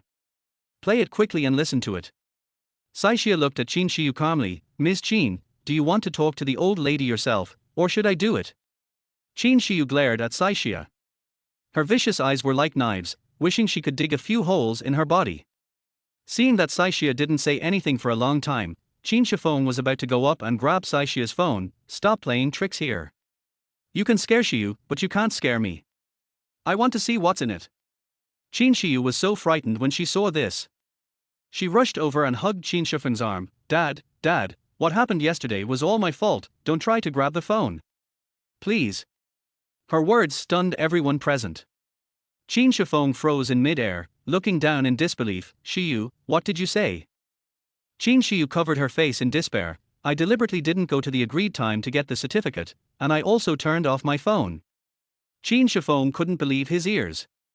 What did you say? Say it again. Qin Shiyu burst into tears. I don't want to marry a cripple. Woo woo. When she heard the word cripple, Mrs. Zhang became furious. You know, Zhang Juyan is the apple of their eye. From childhood to adulthood, I have held it in my hands for fear of it falling, and held it in my mouth for fear of it melting. Not only were the Qin family not secretly happy about the marriage, they even dared to despise her son for being crippled. Bang! Old Master Zhang slammed the table and stood up. Qin Shifeng, I really thought my Yang was the one who abandoned me after having an affair with me. After all this time, it turns out that it is your precious daughter who despises my son. How dare you come here and complain first? How shameless! The Qin family and the Zhang family are old friends. Although the Qin family's financial resources are far inferior to those of the Zhang family is still very polite to them. This was the first time that Grandpa Zhang pointed at his nose and scolded him so harshly. Qin Shifeng's face turned purple. He slapped Qin Shiyu in the face with his backhand. How could you do such a treasonous thing, you evil creature? It would have been fine if you had done it, but you actually dared to lie to us. The slap was so heavy that Qin Shiyu's ears started buzzing. She covered her face and cried in grievance. Seeing that Qin Shifeng was about to attack, Sai Leroux quickly stepped forward and grabbed him. Forget it, just teach her a lesson. Are you going to beat her to death? Qin Shifeng shook off his wife's arm and said, she is so unruly and willful, it's all because of you. Just indulge her, you will suffer the consequences in the future. It's shameful, really shameful. He cursed a few words and walked out angrily. Qin Shiyu cried and looked at Zhang Jingting eagerly, hoping that he could say a few words for her. But he avoided her gaze and just kept his head down playing with his phone, not even looking at her. Qin Shiyu was so angry that she vomited blood. She stared at Saixia with resentful eyes. Just wait, we're not done yet. Okay. Sai Leroux dragged her daughter out. The farce finally ended with the Qin family fleeing in panic. Saixia breathed a sigh of relief and was about to put the phone back into her handbag when she turned around and met Zhang Julian's deep, probing gaze. The man stared at her without saying a word, but the half-smile on the corner of his mouth made Saixia feel a little uncomfortable. This stinky ice cube. Seeing himself being besieged by the Qin family, he didn't say a word. How cold-blooded he is. If it weren't for her cleverness, she would have been kicked out of Pei City today, okay? Saixia had complaints in his heart, but he didn't show it on the surface. Just as he was about to ask Zhang Julian if he could leave, he heard a suspicious voice behind him. Your name is Saixia. Saixia turned around and saw Mrs. Zhang squinting her eyes, looking her up and down. Her heart trembled, and she nodded respectfully. It's me. When old Madame Zhang first found out about Saixia's identity, she was very dissatisfied with her. But just now, if she hadn't come forward, the Qin family wouldn't have left in disgrace. This somewhat won her some favor. So, when she spoke again, the old lady's tone was obviously not so stiff. What did you record on your phone? When Zhang Jingting heard this, his heart suddenly hung in the air. If the old lady knew that Qin Shiyu was unwilling to get the marriage certificate because she was fooling around with him, he would probably be kicked out of the house. It was at this time that Zhang Julian suddenly laughed. I'm afraid there's nothing in her phone. Zhang Jingting was stunned. Nothing? What does that mean? Old Madame Jean was stunned. Ian, what do you mean by that? Saishia didn't try to hide it anymore, he just took out his phone and clicked on the recordings. What was recorded in it was the content of her discussing clothing design ideas with Zhao Zhao yesterday. She was afraid that she might not remember some details, so she recorded them. Madam, secretly recording guests' conversations is not allowed. I did lie just now. 012, the clever little girl. You. Old Madame Jean was stunned for a moment, then she laughed out loud. You cunning little girl, you actually cheated. Saishir said calmly, Miss Jean was guilty, so she told me everything after I tricked her. Old Mrs. Jean nodded. Although Saishir's family background was not high, he was very smart and his reactions were very quick. And I just listened to the recording. You can also design clothes. Saishir nodded, I know a little bit. Jean Julien glanced at Lu Ran, and Lu Ran immediately added, when Madame graduated from high school, she applied for the fashion design major. Later, she also got the opportunity to study abroad at public expense, but it was delayed because of some personal matters. Hearing this, Mrs. Jean liked her even more. I also like Chinese dresses, Xia, can you design one for me next time when you are free? Saishir said politely, it's my honor. What Mrs. Jean said here clearly showed that she had already accepted her daughter-in-law 80%. Lu Ran finally breathed a sigh of relief. It looks like the old couple won't pursue the matter of Zhu Yi's sudden marriage any further. Old Madame Jean was also a decisive person, so she simply dragged Saishir to the room to discuss the design. Yang, I'll lend your wife to you for a while, you wait here. When Saishir heard the word wife, his ears suddenly felt hot. She looked at Jean Julien eagerly, hoping that he would refuse. But the man didn't even look at her, not giving her a chance to convey the message. Saishir could only bite the bullet and follow old lady Jean to the room. Master Zhu, the old lady seems to be very satisfied with the young lady. Lu Ran said happily. Oh. It's just a trifle. Lu Ran. Mr. Zhu, can you change your bad habit of saying one thing and doing another? If there were a mirror right now, I would definitely take a good look at you. Whose mouth corners are curled up to the sky. You look like you have the words, don't even consider who picked this woman, carved on your face. Lu Ran didn't expose him, but just reminded him, Master Zhu, do you want to wait in the next room? Right here. Lu Ran pursed his lips and smiled. Master Zhu is obviously worried that the young lady is coming to the old house for the first time, and he is afraid that she will be anxious if she can't find anyone when she comes out. Jean Julien was just about to tell Lu Ran to push the wheelchair to the side of the living room when his cell phone rang. Lu Ran glanced at the caller ID and his face froze for a moment. Jean Julien was very keenly aware of it. Who? Lu Ran hesitated for a moment, but still carefully handed the phone to him. It's Miss Gu's call. Jean Julien glanced at the three words, Gu Shuayan, jumping and flashing on the screen, and his eyes suddenly became extremely gloomy. No. Yes. Lu Ran responded and was about to hang up the phone when the ringing stopped. Then, another photo came in. He clicked on it and found that it was a photo of the front door of the Jean family's old house. Master Zhu, Miss Gu should be at the door. Jean Julien's eyes turned cold, and the air pressure around him froze in an instant. Give me the phone. This time, he called back directly. The phone rang 3 times before being connected. A gentle voice sounded, Ian, I knew you would call me. Jean Julien had no expression on his face and his tone was cold. What's the matter? Miss Xiaoche, can I? Impossible. Jean Julien refused without even waiting for her to finish her words. Gu Shuayan pursed her lips. Ian, Xiaoche is also my child, you can't deprive him of the right to see his mother. I saw your car outside, if you don't agree, I will wait at the door until you nod. Gu Shuayan beep, beep. Before Jean Julien could finish his words, the person on the other end of the phone had already hung up. His face looked extremely ugly, his large bony hands were clenched into fists, and the phone in his palm seemed to be deformed. Lu Ran could understand why Zhu Yi was so angry. As soon as the young master was born, this cruel woman abandoned the child and left. When he was 1 year old, the young master was diagnosed with mild autism. The doctor believes that lack of maternal love should be a major contributing factor. Now what? The child is 3 years old and has started to remember things. She came back and said she wanted to see the child. Ju Yi disagreed and even dared to stay at the door. Isn't this blatant coercion? Lu Ran hesitated for a moment. Master Ju, do you need me to handle it first?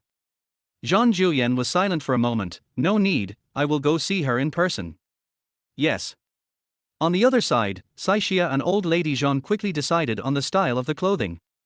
Xia, wait for me for a moment. I remember there seems to be a piece of fine suzhou brocade in my cloakroom. I'll bring it over and see if I can use it. Good. Old Mrs. Zhang turned around and went to the cloakroom with satisfaction. Sai Xia waited for a few minutes, but heard nothing, so he stood up and prepared to move around. Old Mrs. Zhang's room faces south and there is a lake under the window. There is a rockery at the door and very valuable ornamental fish are kept inside. Sai Xia was bored, so he picked up some fish food and prepared to feed the fish. Sudden. A stone suddenly fell from the sky and hit the pool in front of her. Thump. There was a dull thud, and the fish were scared and ran around everywhere, and the splashing water also wet her skirt a little. Scare. Sai Xia was startled and fell down beside the pool. She looked up quickly and saw a small figure hiding halfway up the rockery, holding a pebble in his hand. Because it was dark, the little guy hid in the shadows and his appearance could not be seen clearly. However, in the darkness, those eyes seemed particularly bright and round, full of defense and resistance, and looked very fierce. A 3-year-old. Sai Xia's mind flashed with energy, and he suddenly remembered that Zhang Juyan said that he had a 3-year-old son who had been in the old house, being taken care of by his grandparents. Could it be this little guy? Sai Xia casually wiped the water droplets off her skirt and smiled gently at the little guy. These fish are very valuable. They can't be fed casually, right? I was careless. Sorry. Those angry eyes were obviously stunned for a moment, as if he did not expect that this beautiful woman could understand what he meant. For some reason, just by looking at each other, Sai Xia felt that he understood what the little guy meant. It seems that I guessed right. The little guy didn't say anything. Sai Xia thought that since she was marrying Zhang Juyan, even if she didn't have to please his son, she wouldn't have to go to the extent of a tit-for-tat confrontation. So, he smiled and said, the rockery is very high. It's very dangerous for you to climb up there alone. If you fall down and land in the water, you'll catch a cold and need injections and medicine. 013, stupid woman. The little guy seems to be very sensitive to the words, injections, and medicines. When he heard this, he seemed to have thought of something and fear appeared in his eyes. Sai Xia simply walked around to the foot of the rockery and stretched out his right hand towards the little guy. Auntie, can you help me down? The little guy hesitated for a long time. After meeting Sai Xia's friendly gaze, he actually slowly stretched out his right hand. What are you doing? Suddenly, a shocked and angry voice sounded. The little guy was frightened by the scolding, his feet slipped, and he fell into the water. Careful! Sai Xia exclaimed, and without caring about anything else, he jumped directly into the pool and held the little guy in his arms. Hum! Her calf hit the rockery and she felt a sharp pain. However, she had no time to care about it, but looked down at the little guy in her arms. With the help of the light, she could see the little guy's appearance clearly.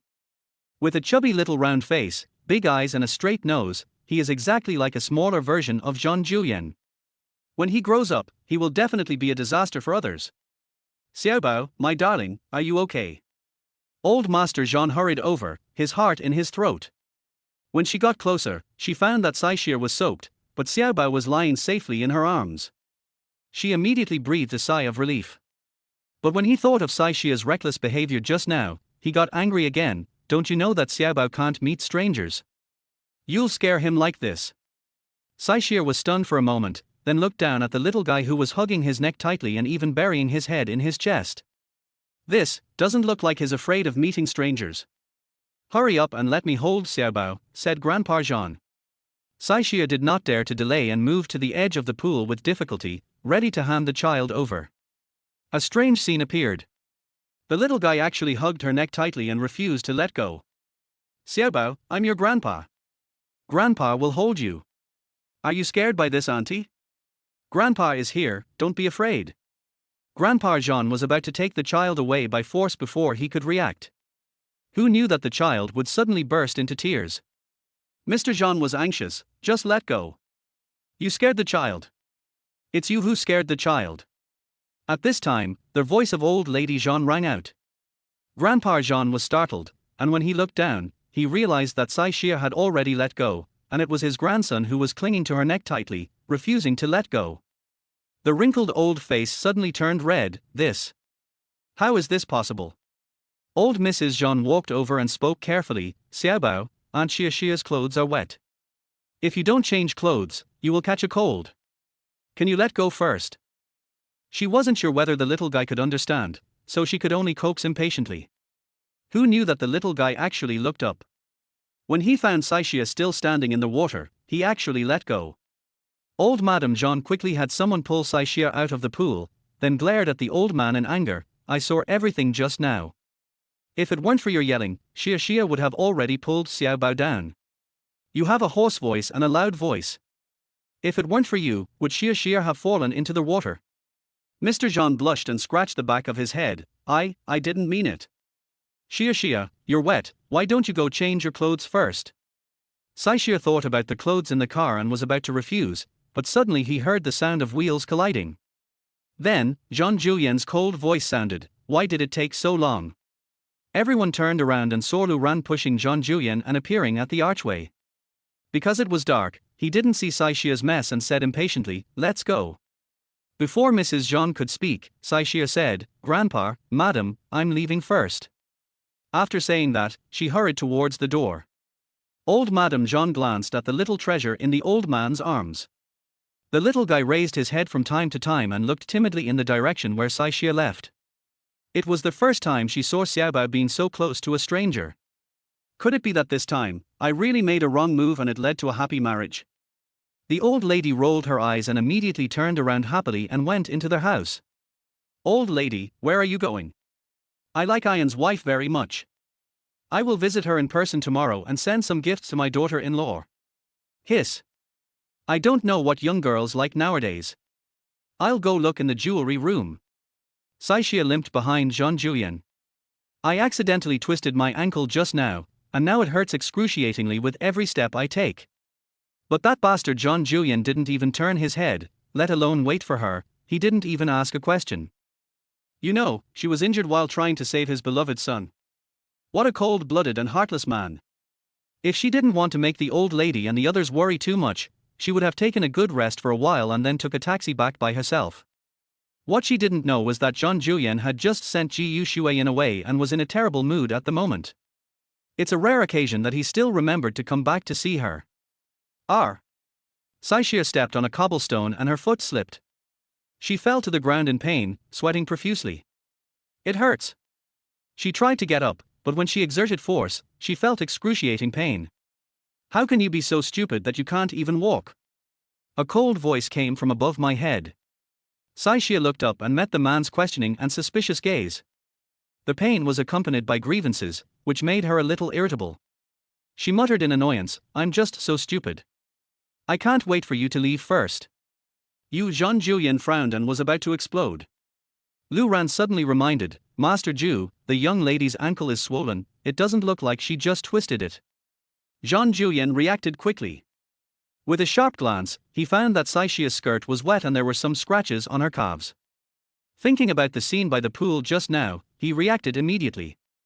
This little girl jumped into the water to save Xiaobao and sprained her ankle. Saishia was in so much pain that he didn't plan to leave, so he just sat on the ground and lied. But after a while, I felt a darkness in front of my eyes. The next second, a strong arm passed through her legs and lifted her up sideways. Saishia subconsciously put his arms around the man's neck. It was not until she sat on a pair of strong thighs that she realized the person hugging her was Jean Julien. Oh my God! He himself is still sitting in a wheelchair.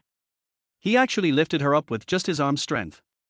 How strong would this man be if his legs were fine? Before Saishia could come to his senses, Lu Ran had already pushed the wheelchair towards the door. Well, actually, I can still walk by myself. Saishia felt that the scene of him sitting on Jean Julien and being pushed in a wheelchair was too weird and tried to protest. Who knew that Jean Julien would suppress her with just one sentence, you're taking too long. I don't want to waste my time. 014, you are good looking but you don't want people to look at you. With just one sentence, all of Saishia's last bit of embarrassment flew to Java. She simply let the man hold her in his arms with a clear conscience and walked out of the old house. Even got in the car all the way. The car started slowly and merged into the traffic. Just when it could no longer be seen, a tall figure slowly walked out from the darkness across the street. The woman was wearing the latest haute couture piece from Chanel. From the strands of hair to the tips of nails, every part of her reveals the exquisite and expensive style of a young lady. She stared in the direction the car was leaving, her eyes revealing a sinister coldness that was inconsistent with her attire. If she saw it correctly just now, Jean-Julien left with a woman in his arms. Ding-a-ling, ding-a-ling. At this moment, the phone suddenly rang. The woman took out her cell phone and pressed the answer button. Before she could even open her mouth, the other party hurriedly asked, Shuiyan, have you seen anyone? Gu Shuiyan's cold eyes flashed with resentment. Ian didn't even let me enter the door of the old house. How could I possibly meet that little bastard? And, mommy, do you know what I just saw? What? Gu Shuiyan's fingertips tightened involuntarily. Ian left the old house holding a woman. Is it Qin Shiyu? No, Qin Shiyu and I were college classmates, so I wouldn't mistake her. The woman that Ian was holding looked familiar to me, but I couldn't see her clearly because we were a little far away. Shuiyan, now is not the time for you to worry about these things. Jean-Julien is the president of Dingfeng, so it is normal for him to have some beautiful women around him. The most important thing for you now is to capture the heart of that child and let her recognize you as her mother, do you understand? But I can't even see my child, what can I do? When Gu Shuiyan thought of Jean-Julien's indifference towards her just now, her heart bled with hatred. The accident that year ruined the appearance that she was so proud of. In order to restore her appearance, she underwent more than 100 plastic surgeries of varying sizes in the past 3 years. Now, she had finally recovered to her original state. Who could have expected that Jean-Julien would actually hold a grudge against her? The woman groaned for a moment. Jean-Julien didn't let you see him, but Mr. Jean and Mrs. Jean didn't say they didn't let you see him. Don't forget, the child has always lived in the old house. Her mother's words instantly woke Gu Shuiyan up. Mommy, you make sense. I'll come over another day. The black Rolls-Royce Phantom had been on the road for less than a few dozen meters when Saishia struggled to stand up. Well, I'll just sit in the seat.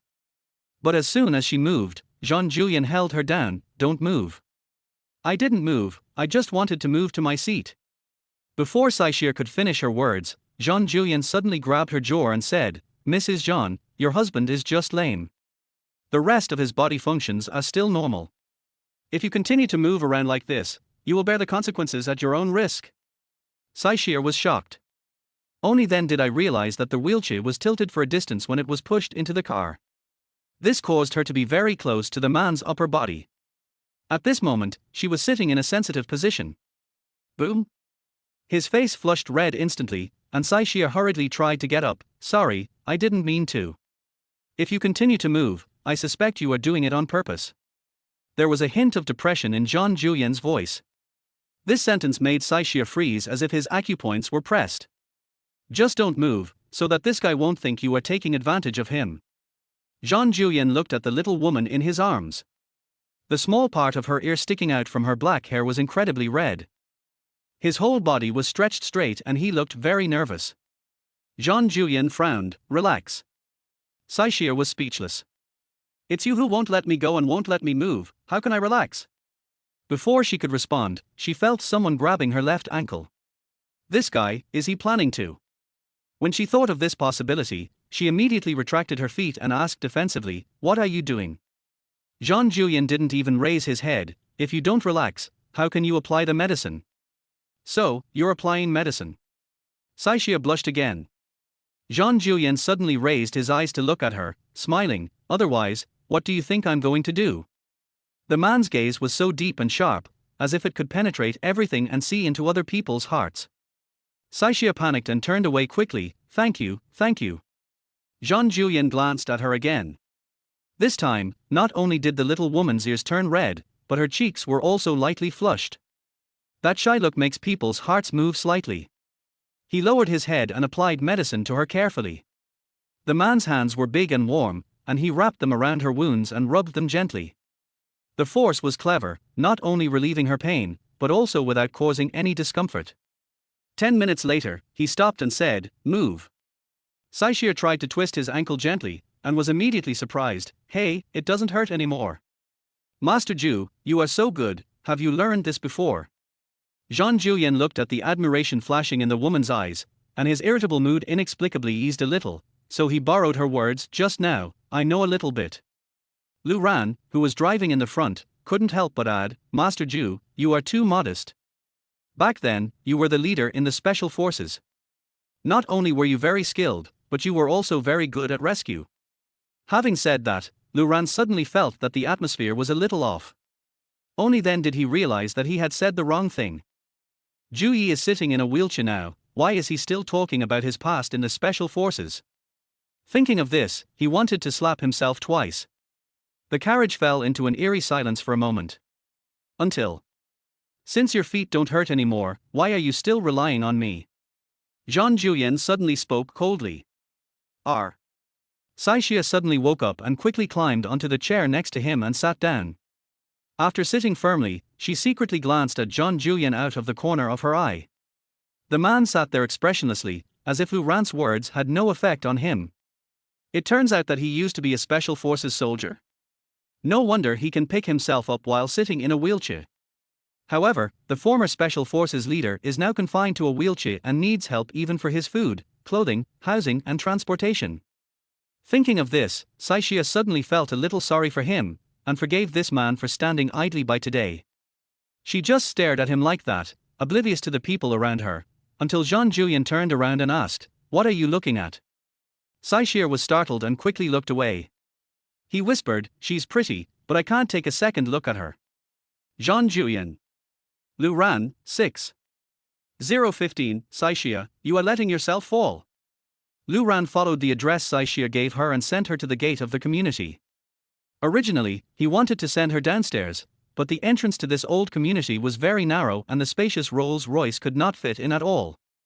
I'll get off here, Saishia said, and pulled the car door. Jean Julian rolled down the car window a little. This kind of old community has no proper property management and the walls are very dilapidated. You live here? Saishia didn't hear the disdain in his words and nodded. Yeah, my dad has a small courtyard on the outskirts of the city. The daily commute is too far, so I rented a house here. It's close to my workplace and the hospital, so it's quite convenient. Seeing that Jean Julian didn't say anything else, she got out of the car. It was already past 8 o'clock in the evening and the sky had become completely dark. Several street lights in the community were broken. Saishia walked into the apartment building using the light from his cell phone. Suddenly, a drunk rushed out. R. Saishia was startled and quickly dodged. When the drunkard saw Saishia wearing a small dress, his eyes flashed with surprise and he reached out to put his hand on her shoulder. Fortunately, he was stopped by his companions. Sorry, he drank too much. Saishia's face didn't look good, but he didn't argue and turned around and hurried in. The Rolls-Royce was still parked at the door at this time. Jean Julian saw clearly what had just happened through the car window. Lu Ran turned back with a cold face. Master Ju, how dare that drunkard harass the young lady? Do you want me to teach him a lesson? Jean Julian remained calm and said, Speed up and turn around. Turn around. We can just go out and drive straight ahead. I told you to turn around, so just turn around. Why are you talking so much nonsense? Yes. Lu Ran couldn't help but complain in his heart, Master Ju, that's your wife. She was molested by a drunkard, and you didn't say a word. You are too unmanly. Although he said this, he didn't dare show it on the surface, so he could only speed up and turn around. Crash. When the car accelerated and turned around, it happened to hit the barrier of the roadside stinky ditch. The huge pressure instantly splashed the dirty water mixed with gutter oil and silt. It just so happened that the drunkard just walked to the door and was drenched all over his head. R. He screamed and sobered up immediately. Fuck it, it's not a big deal to be rich, it's not a big deal to drive a luxury car, stop right there. Through the rearview mirror, Lu Ran clearly saw the drunkard stumbling after him for a few steps, then falling flat on his face. It was only at this time that he reacted. I couldn't help but silently give Ju Yi a thumbs up in my heart. When it comes to disgusting people, our Ju Yi is quite capable. The car slowly drove out of the alley and turned onto the main road. Jean Julian's eyes were gloomy, as if he was thinking about something. Ding-a-ling, ding-a-ling. The phone suddenly rang. Lu Ran handed the phone over from the front. Master Zhu, it's the old lady calling. Jean Julian picked up the phone. Ian, what kind of jewelry does Xia like? Tell me some. If you don't have it at home, I'll go to the auction house and look around. Jean Julian frowned. How should I know? You are Xia's husband, how could you not know? I don't know. Jean Julian said, and was about to hang up the phone, but suddenly he seemed to have thought of something and changed his words. If you want to know, just ask yourself. Just ask it yourself. I'll go find her tomorrow. Ask Lu Ran to send me the address. After saying that, Mrs. Jean hung up the phone.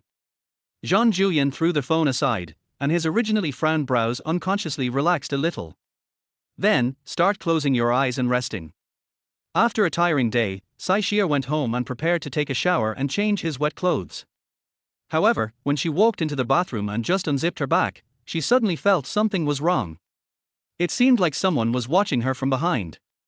Xia turned around subconsciously and saw Lin Jinghao standing at the bathroom door, his eyes fixed on her shoulder. "R!" Xia screamed and pulled up the shoulder strap reflexively. "Lin Jinghao, why are you here?" Lin Jinghao's eyes seemed to be filled with anger. "I know the password to your house. Damn it." So many things happened in the past few days that she was so busy that she even forgot to change the combination lock. "Lin Jinghao, we have broken up. You broke in without my permission. I can call the police, you know. Get out right now."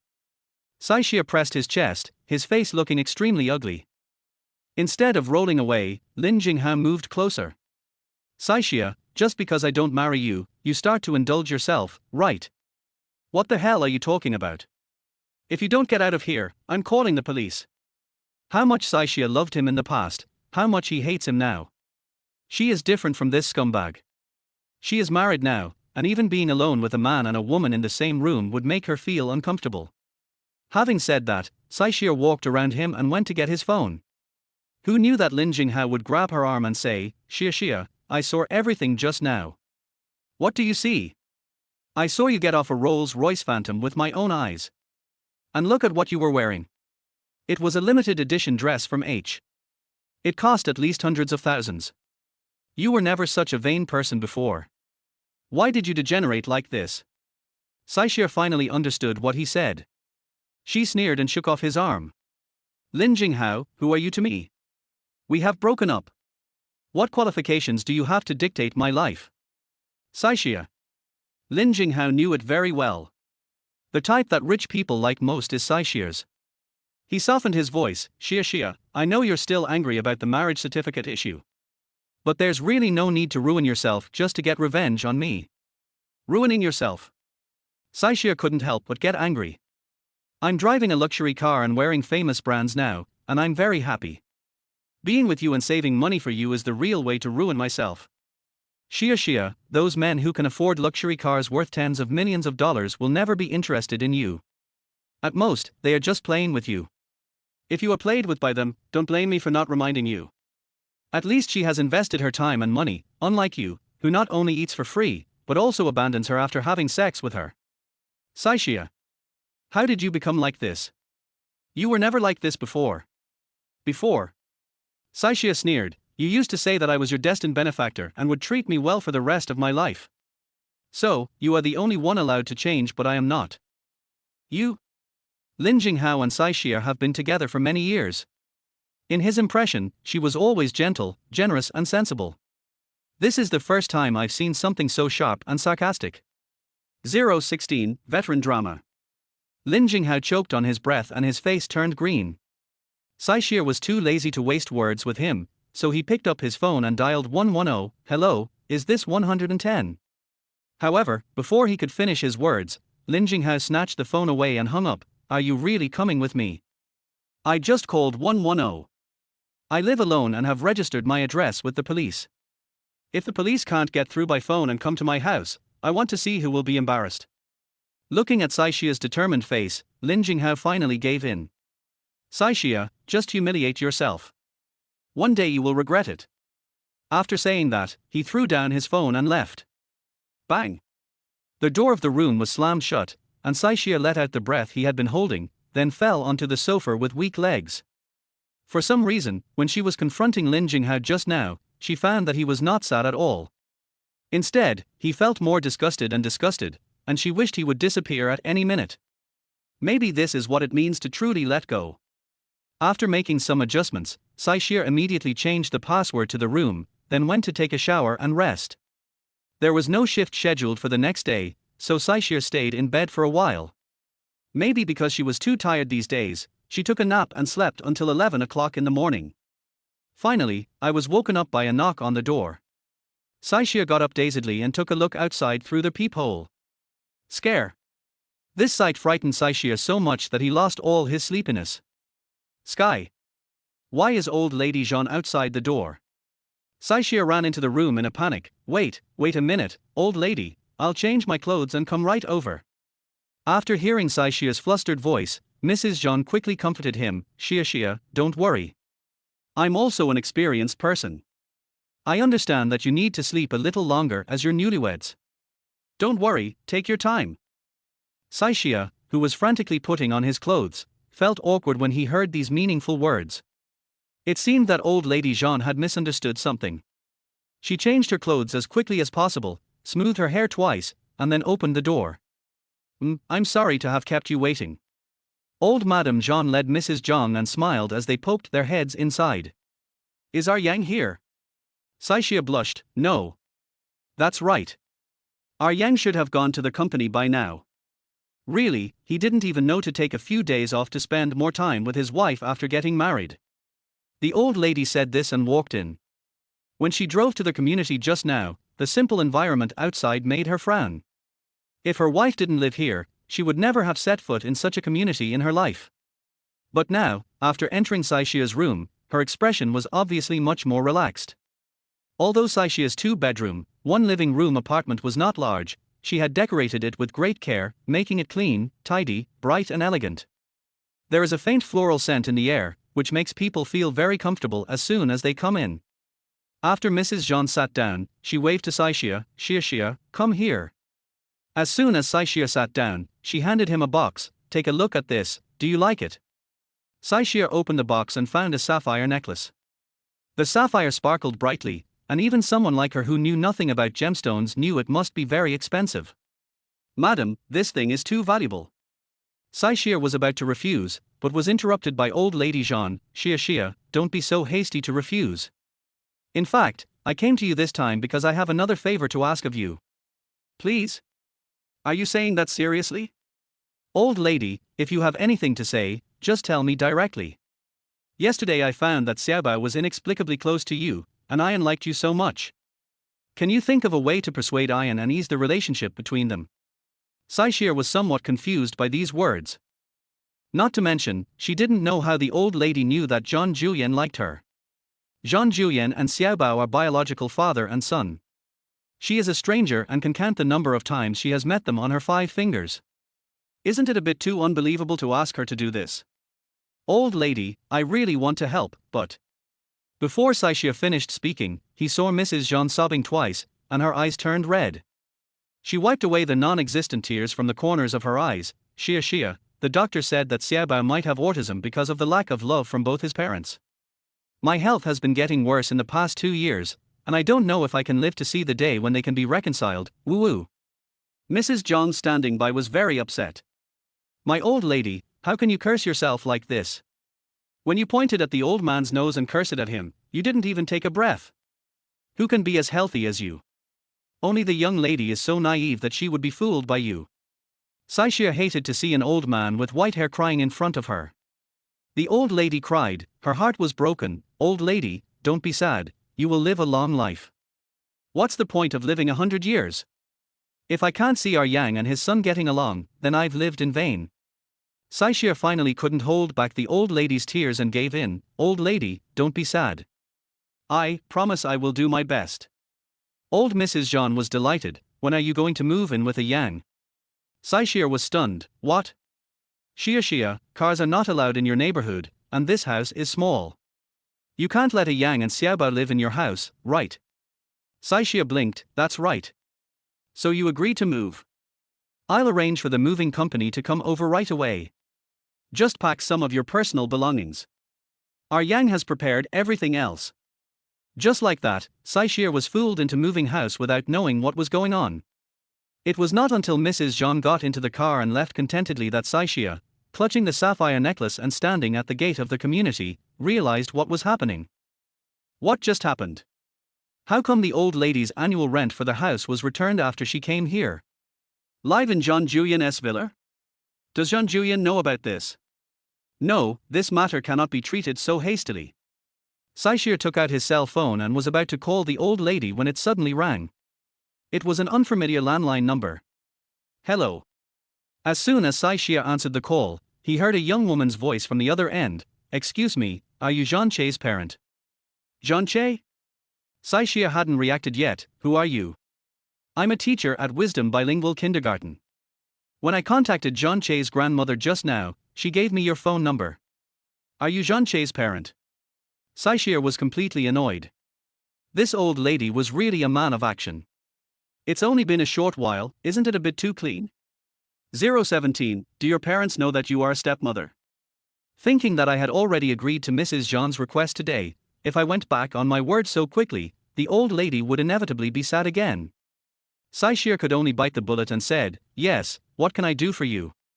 The child was not in a stable mood in kindergarten today and frequently attacked other children. We may need to ask you to take the child home in advance to let him rest. Teacher Fang said this very tactfully. Wisdom Bilingual International Kindergarten is the best kindergarten in Peicheng, and the tuition fee for 1 year alone is nearly 1 million. Those who can enter here are either rich or noble. The teacher also knew about Jean Che's situation, but he didn't dare to say it too directly. Saishir hesitated for a moment, but finally agreed, okay, I'll be right there. 20 minutes later, Saishir appeared at the entrance of the kindergarten and explained his purpose to the guard. Mrs. Jean, please wait a moment. I'll make a phone call and the head teacher will send the person out when the time comes. Okay. Saishir stood patiently in the guard room and glanced casually towards the kindergarten. In an inconspicuous corner not far from the gate, 3 or 4 children were surrounding a little boy and pointing at him.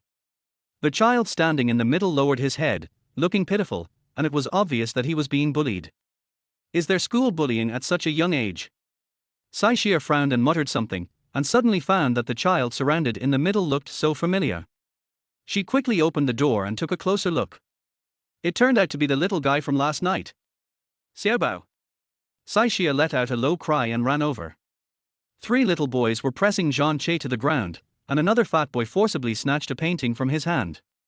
After taking a look at the painting, he pointed at Jean Che's nose and cursed, Jean Che, you liar. Jean Che struggled desperately, trying to get the painting back. But he was unable to move at all with 3 children on his body. He could only stare at the little fat boy with red eyes and gritted teeth. However, the little fat boy was not afraid at all. Why are you staring at me? Did I say something wrong? Teacher Fang asked us to draw our own family. You are obviously a little bastard without a mommy, and you still drew a family of 3. You are a liar, shameless, and a big liar. The little fat man said, squatting in front of Jean Che, do you really want this painting? Jean Che was stunned for a moment, with anticipation in his eyes. The little fat boy suddenly laughed and said, I won't give it to you. I'm going to tear it off because you bit me so hard last time. As he said this, he tore the painting into 2 pieces. Jean Che's pupils trembled, and he didn't know where he got the strength from, but he suddenly climbed up. He actually knocked over the 3 people who were on top of him at once. He looked at the torn painting, his face turned red with anger, and he rushed directly towards the fat boy. Ouch! The fat boy was knocked over by him and fell over, eating a big mouthful of mud. No matter how fierce he is just a 4-year-old child. Seeing Jean Che's aggressive look, she was so scared that she burst into tears. Woo, mommy, mommy. Hearing the crying, a fat middle-aged woman suddenly rushed out from the office. When she saw her son fall to the ground, she lost her soul immediately. She rushed over and picked up her son. My darling, what happened to you? How did you fall? Mommy, take a look, where does it hurt? Seeing that he had an adult to back him up, Fat Zhao immediately pointed at Jean Che and started to complain, Mommy, it was him. He just pushed me down, woo-woo, it hurts. Mrs. Zhao turned around, and when she saw Jean Che, she immediately flew into a rage. You're here again, you bastard. Last time you bit Xiaopang, I didn't bother you, but today you dared to push him. You're really a little bastard who was born by a father but not raised by a mother. Let me show you how I'm going to deal with you. As she said that, she stood up and raised her hand to slap Zhang Che in the face. Stop. Saixia rushed over quickly, trying to stop him. But Mrs. Zhao's slap was fast and hard, and she had no intention of stopping. Saixia could only rush over and hold Zhang Che in his arms. Bang! The slap could not be taken back and landed heavily on her arm. In an instant, several bright red fingerprints were left behind. A burning pain came over him, but Saixia just frowned and immediately looked down at the little guy in his arms. After confirming that he was not injured, he breathed a sigh of relief. I'm glad you're okay. Zhang Che blinked and looked at Saixia, who had a gentle and concerned expression. It's that gentle and beautiful aunt from yesterday. Her embrace is so fragrant and soft. The little guy pursed his lips, didn't dodge, and let Saixia hold him. Mrs. Zhao didn't expect someone to rush out at this time. She took a look at Saixia's swollen arm and immediately said, I want to teach this little bastard a lesson. You came here on your own. It's none of my business. When he heard the words, little bastard, Saixia suddenly felt a surge of nameless anger in his chest. When she was a child, her mother left without saying goodbye, leaving her a single parent. Some foul-mouthed people would even call her a bastard behind her back. Therefore, she could empathize with Zhang Che's current situation. And she also gave birth to a child. If that child hadn't died young, he should be about the same age as Zhang Che. A strong feeling of pity and love welled up in my heart. Saixia slowly stood up, his cold eyes piercing towards Mrs. Zhao like sharp swords. Madam, I see that you are dressed like someone of status, but you keep calling a child less than 4 years old a bastard, and even want to hit him. Do you have any manners at all? Mrs. Zhao was stunned for a moment, then she became angry. Are you blind or deaf? Didn't you hear my son say that it was this little bastard who started it? Besides, what does it have to do with you if I teach this little bastard a lesson? You are not his mother, so what qualifications do you have to meddle in other people's business? Get out of here. Saixia sneered and clenched Zhang Che's hand. I will take care of this matter today. At this time, Teacher Fang seemed to have heard the noise here and hurried over. As soon as he saw Saixia holding Zhang Che's hand, he immediately asked tentatively, Are you Mrs. Zhang? Saixia let out a deep breath and nodded. Mrs. Zhang? Doesn't he, the little bastard, have no mother? Where did this Mrs. Zhang come from? Mrs. Zhao looked Saixia up and down with sharp eyes. The woman had her hair tied in a ponytail and looked very young and beautiful. At first glance, you can tell she is a stepmother who relied on her youth and body to get to the top. Girl, I see you are not that old. Have you graduated from college? Do your parents know that you are so young and want to climb up the social ladder like others and become a stepmother to the children of rich families? I saw that you were so selfless just now. I am afraid that you are not so attentive to your biological parents who gave birth to you and raised you. 018, if you don't make money, you are bastard. Saixia sneered, when I saw your son teaming up with other kids to bully Xiaoche, I was a little curious about how a 4-year-old could be so vicious.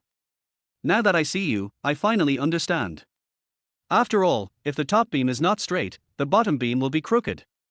Mrs. Zhao was immediately furious. Who are you scolding, little bitch? It seems that Mrs. Zhao is self-aware and knows how to take the right seat. You. Seeing that the two sides were on the verge of a fight, Teacher Fang could only bite the bullet and step out to be a peacemaker. Mrs. Zhang, Mrs. Zhao, both of you should calm down. Shut up. Mrs. Zhao couldn't win over Saixia, so she could only vent her anger on Teacher Fang. You kindergarten is really a bunch of bastards who don't want to make money. You dare to accept Zhang Che even though he's mentally ill. What should we normal children do? He bit someone before, and now he pushes someone. If he gets crazy in the future, will he kill someone? I'm telling you, if they don't apologize and compensate today, this matter will never end. In order to calm things down, Teacher Fang could only look at Saixia tentatively. Mrs. Zhang, maybe you don't know much about the previous situation. Although Xiaoche has only been in the kindergarten for a month, he has already had conflicts with several children. Last time, he even bit Zhao Xiaopang. Mrs. Zhao wanted to investigate, but it was Zhang Che's grandmother who called to apologize, saying that he had transferred schools 7 or 8 times and would have nowhere to go if he left the kindergarten, so Mrs. Zhao Sai Xie frowned when he heard this. Teacher Fang, what do you mean? How about we just take a step back this time, apologize to Mrs. Zhao, and let the matter rest peacefully? HMPH. Mrs. Zhao snorted coldly when she heard this. With his arms crossed over his chest, he stared at Sai Xie with contempt. Listen, is this what we call human speech? You know, even if a sparrow flies to a branch, it can't turn into a phoenix. Sai Xie sneered and said expressionlessly, what does Mrs. Zhao want? When Zhang Che heard this, he thought Sai Xie was going to give in, and he immediately got angry. He was about to rush out, but was stopped by Sai Xie. He raised his head in anger, and met Sai Xie's gentle and soothing eyes, which clearly said, don't worry, I'll take care of everything. Under normal circumstances, if he was irritated to this extent, even if Zhang Julian came out, he might not be able to control his emotions. But now, Sai Xie only gave Zhang Che a look that made him inexplicably quiet down. He pursed his lips and didn't move anymore. But his small body trembled from time to time because of anger. Mrs. Zhao thought Sai Xie was scared, so she said, since we've come to this point, let's settle all our accounts together. Zhang Che bit my son before, and this time he pushed him down. You two need to apologize first, and then pay 500,000 yuan for mental damages, and this matter will be over. Sai Xie smiled calmly. 500,000 is no problem. Mrs. Zhao's eyes lit up. She had just said it casually, but she didn't expect Sai Xie to agree to it out of the blue. But, this stepmother dresses so poorly, can she afford 500,000? Since you said there's no problem, then why are you still standing there? Mrs. Zhao urged. Sai Xie ignored her and turned to look at Teacher Fang. Teacher Fang, do you remember the last time Xiao Che bit someone? Teacher Fang was stunned for a moment, then nodded immediately. It was 3 days ago. There should be surveillance cameras in the kindergarten, right? Please pull up the surveillance footage of the incident that day, as well as the surveillance footage at the entrance of the guard room just now. Mrs. Zhao knew her son's character. When she heard that the surveillance camera was going to be adjusted, her face changed immediately. Mrs. Zhang, I asked you to apologize, and you adjusted the surveillance camera. What do you mean? Are you trying to divert attention? If you don't have money, don't boast. Aren't you afraid of being laughed at for dawdling here? Sai Xie smiled gently, looking harmless. Mrs. Zhao, you are wrong. 500,000 is not a lot, but it is not too little either. If I transfer it to you, I have to have a reason, right? If we show the surveillance footage, it will be clear who is at fault. Those who should apologize, and those who should pay. No one will be wronged. Or, Mrs. Zhao, you know your son well, and you feel guilty. Mrs. Zhao's face turned green when her thoughts were suddenly exposed. What a joke! Why should I feel guilty? The bite marks on my son's arm haven't disappeared yet. In that case, I'll trouble Teacher Fang to make the trip. Teacher Fang only wants to solve the problem as quickly as possible, so he is very decisive in doing things. 15 minutes later, everyone appeared in the office. Teacher Fang retrieved the surveillance footage from 3 days ago. The footage showed that when the incident happened, Zhang Che was sitting alone in a corner quietly playing with a Rubik's Cube. He has very fast hands and can solve any confusing Rubik's Cube quickly. After a while, Fat Fang came over with a few other kids and reached out to grab the Rubik's Cube, but Zhang Che dodged it. He failed to grab the toy, so he picked up the building blocks in his hand and smashed them on Zhang Che's head. Zhang Che reacted quickly and dodged it. Fang Xiaopang used a lot of strength, but this time he missed and fell directly onto the table. He was so angry that he jumped up and pointed at Zhang Che and cursed him. Zhang Che suddenly became furious, got up and pushed him down. Fatty Fang and several other kids pinned him down, and Zhang Che couldn't struggle free, so he opened his mouth and bit one of them on the arm. This. Teacher Fang did not expect that it was Zhao Xiaopang who started the fight first. Mrs. Zhao rolled her eyes and said immediately, my child just wanted to play with him. It was his fault that he opened his mouth and bit people. Besides, Zhang Che was not injured at all. My little fat boy was injured, okay? This surveillance video doesn't prove anything. Sai Xie looked at Zhang Che, who was pinned down by the crowd, and felt an inexplicable dull pain in his heart. She let out a deep breath. Teacher Fang, please turn on the surveillance video. In the surveillance video, Xiao Che's emotions have been very stable. It seems that he suddenly got angry because of what Fatty Fang said. I have to find out what happened. Okay. Teacher Fang pulled the screen back and turned on the loudspeaker. After Zhao Xiaopang climbed up from the table, he pointed at Zhang Che angrily and cursed, "Little bastard, how dare you hide away?" The three words, "little bastard," made Saishir extremely angry. She turned her head and glared at Fang Xiaopang. The little fat boy was frightened by her eyes and hid behind his mother guiltily. Saishir suppressed his anger and said, "Teacher Fang, please show today's surveillance video." Teacher Fang knew that Saishir was very angry at the moment, so he didn't dare to neglect it and immediately played the surveillance video. Without exception, the scene from 3 days ago was repeated. Fatty Fang and a few other kids tried to bully Zhang Che but failed, and were pushed to the ground. 019, I ask you to apologize. Those calls of "little bastard" were like a knife, cutting into Saishir's heart. She couldn't help but pull Zhang Che into her arms and hug him. "Because I can't speak, I can't defend myself even if I'm bullied. Even, you may be wrongly accused. He is less than 4 years old." When he thought of this, Saishir couldn't help but feel the rage in his chest. "Mrs. Zhao, do you have anything else to say now? Children's words are innocent. Is it worth taking a child's words seriously? Besides, it's my child who got hurt in the end. At most, I don't want the 500,000 yuan compensation." Mrs. Zhao felt a little guilty, so she made up a few words and was about to leave with her child.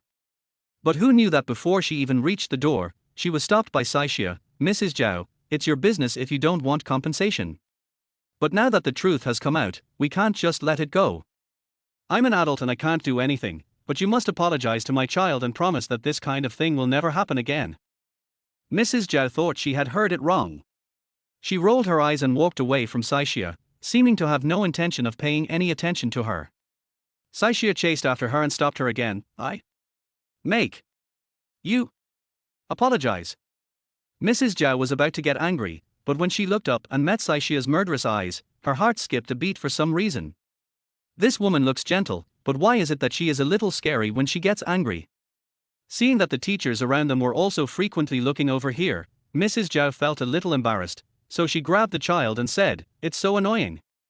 Fatty Zhao, quickly apologize, or they will stop us from leaving." Fat Zhao immediately started yelling in displeasure, "I don't want it. Why should I apologize? Did we say it wrong? He didn't have a mother to begin with.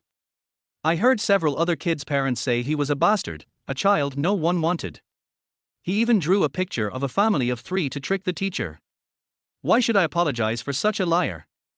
I did nothing wrong. Next time he dares to lie, I'll beat him up." Mrs. Zhao was secretly pleased when she saw Saishir's face turn pale with anger. She is a parent, so it's not easy for her to say these things directly. But it's different with children. Children are innocent and they say whatever they want. TSK, Mrs. Zhang, did you hear that? This matter can't be blamed on my child alone, right? The other parents in the kindergarten are talking about it. If you are unhappy, then go find those parents. What's the point of holding onto a child? Saishir looked at her coldly. "Mrs. Zhao, you're not going to apologize anymore, right? My son doesn't want to apologize. What can I do? How about you send him to the police station?" Mrs. Zhao sneered and started to act like a rogue. Saishir snorted coldly and squatted down. A pair of hands grasped Zhang Che's shoulders and said word by word, "Xiao Che, if anyone dares to scold you or bully you in the future, don't be afraid, just fight back." Mrs. Zhao's face changed. "How do you teach your children?" Saishir ignored her and said in a more serious tone, "If a group of people bully you and you can't beat them, just hit them with something. Just beat them to death. If you bleed, lose teeth, or break legs, I'll take care of it for you." When Zhao Xiaopang heard words like bleeding, losing teeth, and broken legs, he was so scared that he started crying. Mrs. Zhao's face darkened. She hugged the child in her arms and pointed at Saishir and cursed, You, what's the difference between you and a bandit? If someone dies, can you take the responsibility?" Saishir sneered, stood up, turned around and confronted her with contempt. "If someone dies, what can I do? Otherwise, you can send him to the police station." Mrs. Zhao didn't expect that this little bitch would use her words to confront her. You teach the child like this, aren't you afraid that something will happen to him, and his father will cause trouble for you?" Saishir glanced at Zhang Che, pressed his head into his arms, and took the opportunity to cover his ears. "You also said that I'm a stepmother.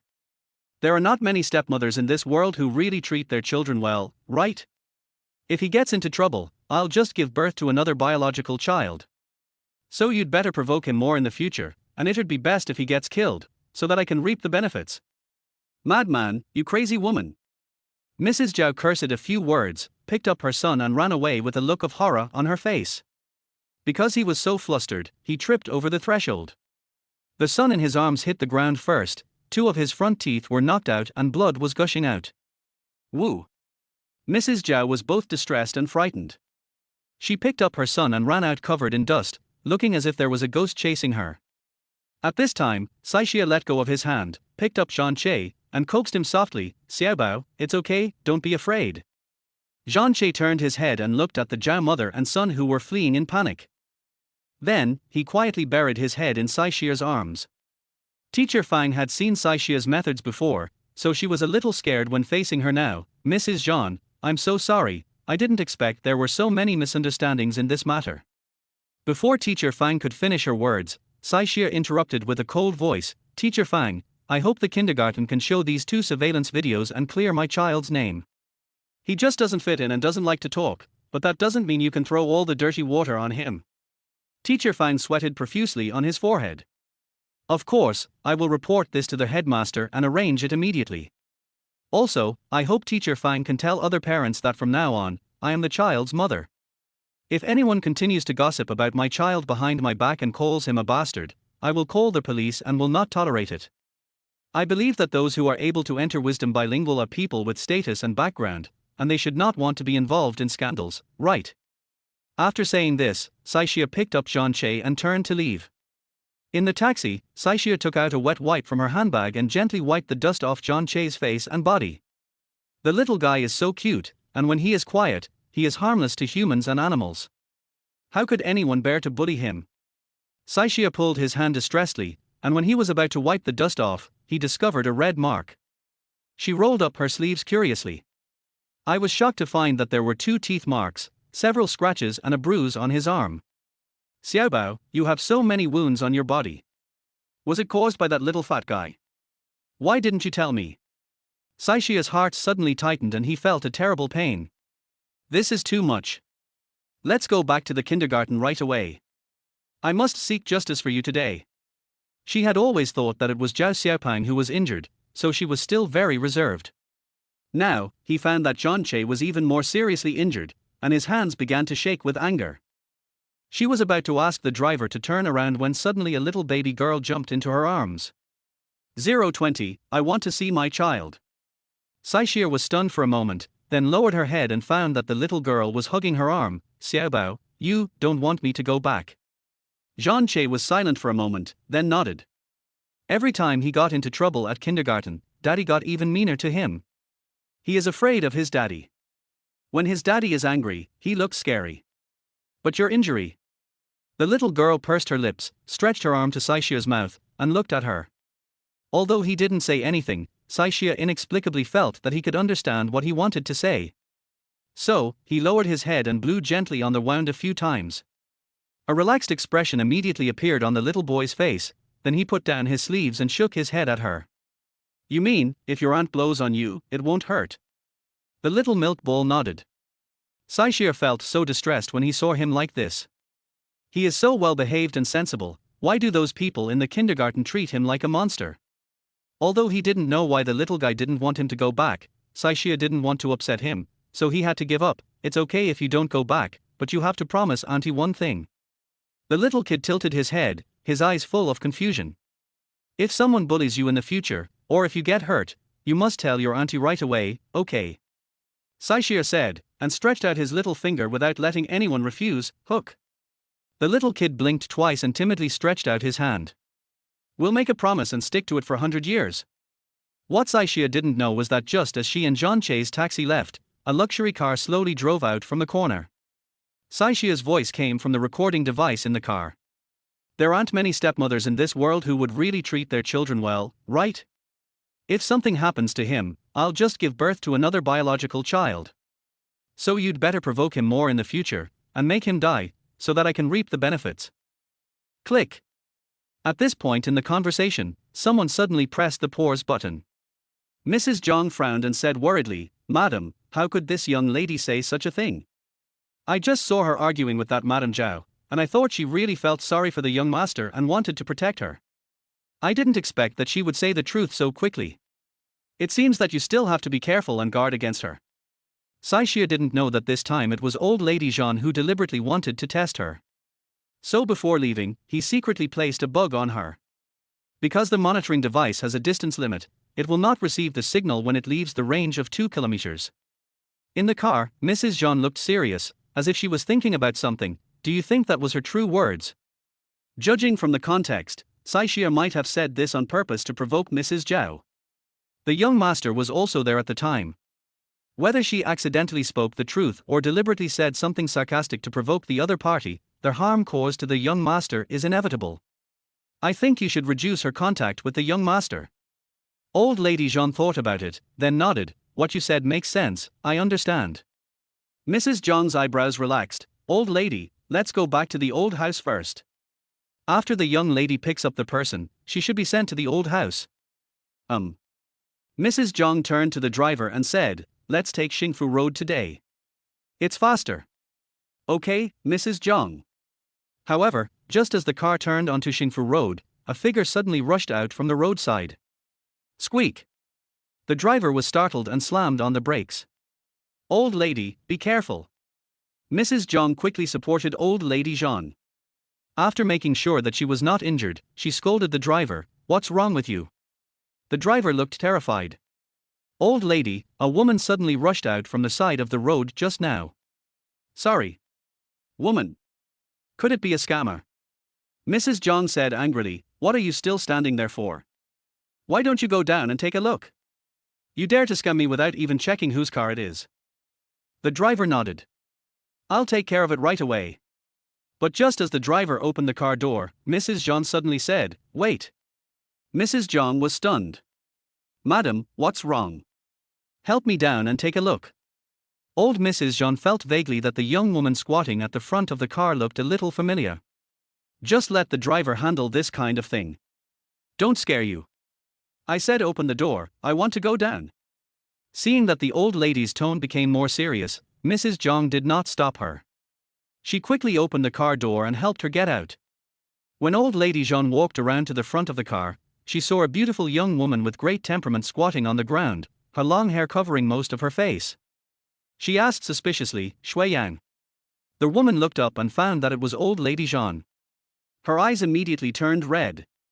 Old lady, is this really your car? I thought I was seeing things. Is it really you? Mrs. Jean was surprised at first, but then her face fell as if she had thought of something. You still remember to come back. When Ji Shuiyan stood up, her eyes were already filled with tears. Old lady, I have my reasons. You abandoned your child for 3 years without caring about him while you lived a carefree life abroad. Is this what you are suffering from? Old Mrs. Jean snorted coldly and turned to get in the car.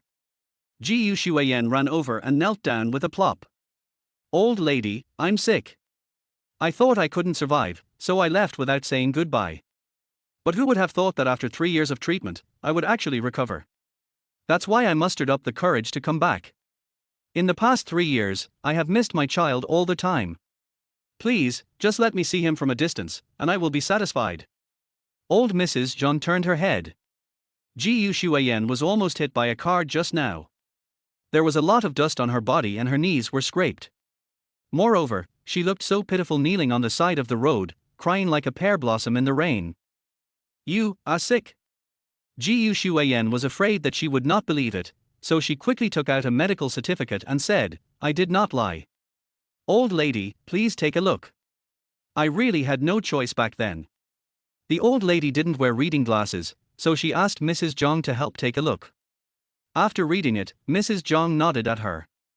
Old Mrs. Zhang didn't say anything and got into the car with a complicated expression. Turning back, he looked at Ji Shuiyan who was still kneeling on the ground and said coldly, since you have just recovered from a serious illness, why are you still kneeling on the ground? Ji Shuiyan was delighted and stood up with the help of Mrs. Zhang. Grandma? Have you forgiven me? Old Madame Zhang did not give in. This is the grudge between you and a Yang. What's the big deal if I forgive you or not? After she finished speaking, she looked at Mrs. Zhang and said, "Mrs. Zhang, get in the car and go back." "Yes." Before getting into the car, Mrs. Zhang glanced at Ji Shuiyan one more time. That glance actually had a soothing meaning. 021, Sowing Discord. The luxury car gradually drove away from Ji Shuiyan's sight. The aggrieved and sad expression on her face gradually faded away and turned cold. The look in the direction where old lady Jean left became sinister and resentful. He reached out his hand and coldly wiped away the hypocritical tears from the corners of his eyes. "You old woman, I've already knelt down, why are you still acting so arrogant? Sooner or later, I'll make you pay for your actions today." As she spoke, she took out her cell phone and transferred some money. Then, after making a phone call, a luxury nanny car drove up to her. A woman who looked like an assistant quickly opened the car door and walked down. "Sister Yang Yang." Ji Shuiyan got into the car and glanced at her knees with disgust. Assistant Fei Fei immediately knelt down, took out a wet towel, and carefully wiped the dust off her knees. "Sister Yang Yang, where are we going now?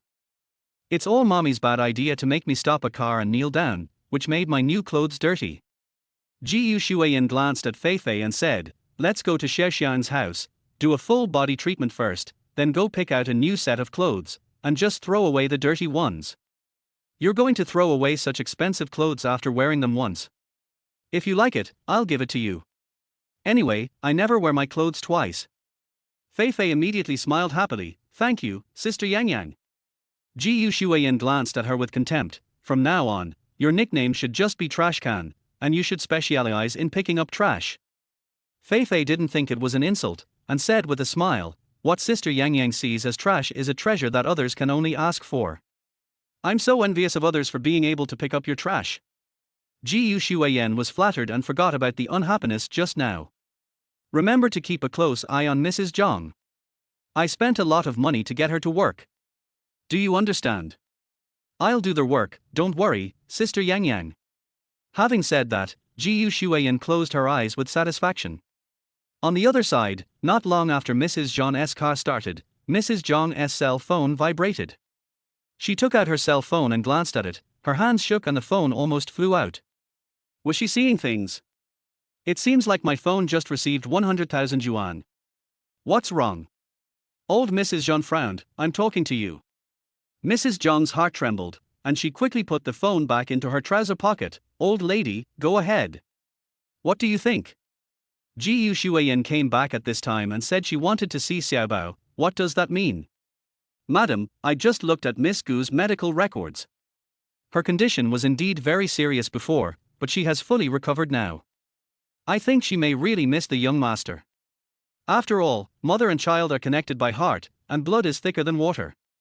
"Mother and child are connected by heart, and blood is thicker than water? What were you doing before? Even if you wanted to get treatment, you could have called, right? You ignored the child for 3 years, and now you come and cry a few times, and you want to take the child back. You're dreaming. Old lady, I know you have a kind heart and you said these things out of anger. I'm telling the truth. If you really didn't want to give her a chance, you wouldn't have asked Miss Gu to stop kneeling just now, right?" Being touched on the heart, old lady Jean frowned. "So what? It's too late to say anything now, our Yang is already married.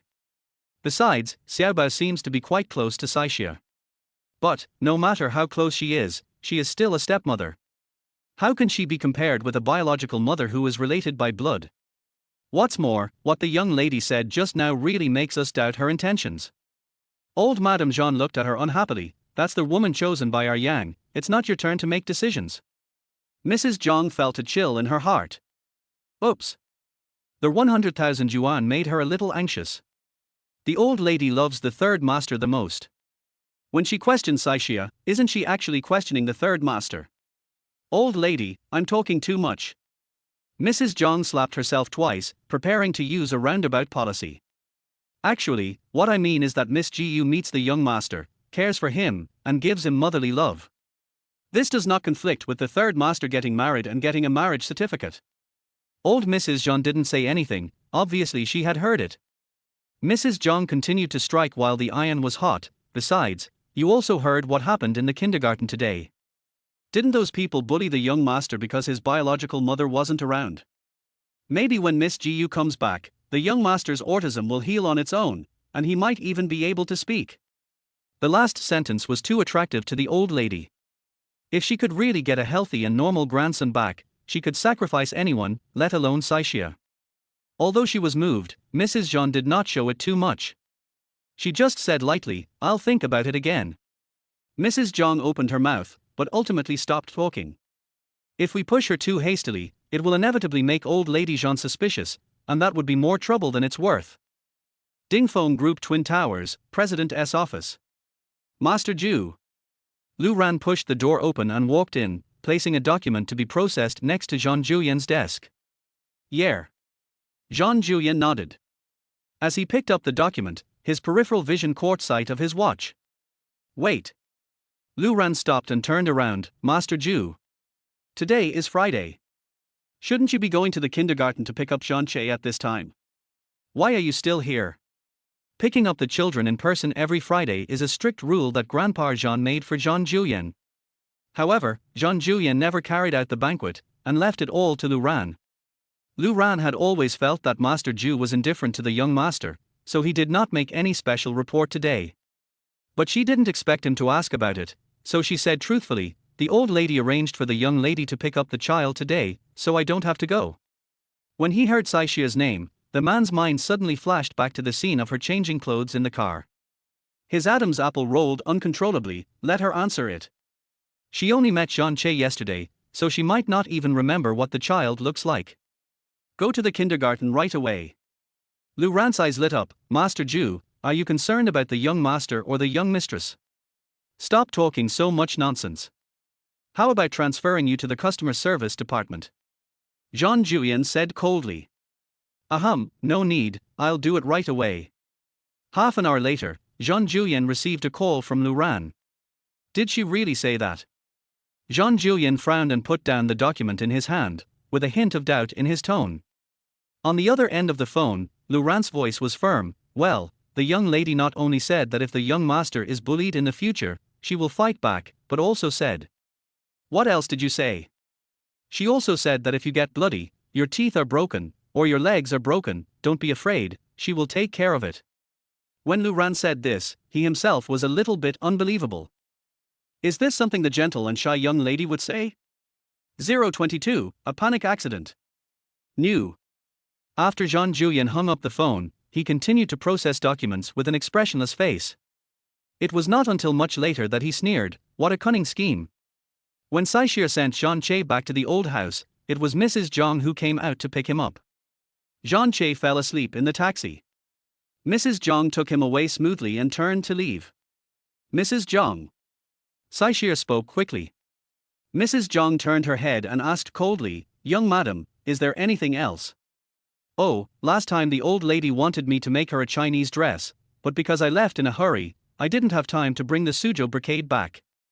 Before Saishir could finish his words, Mrs. Zhang interrupted him. "That piece of Suzhou brocade is very precious. The old lady wants to keep it for other uses.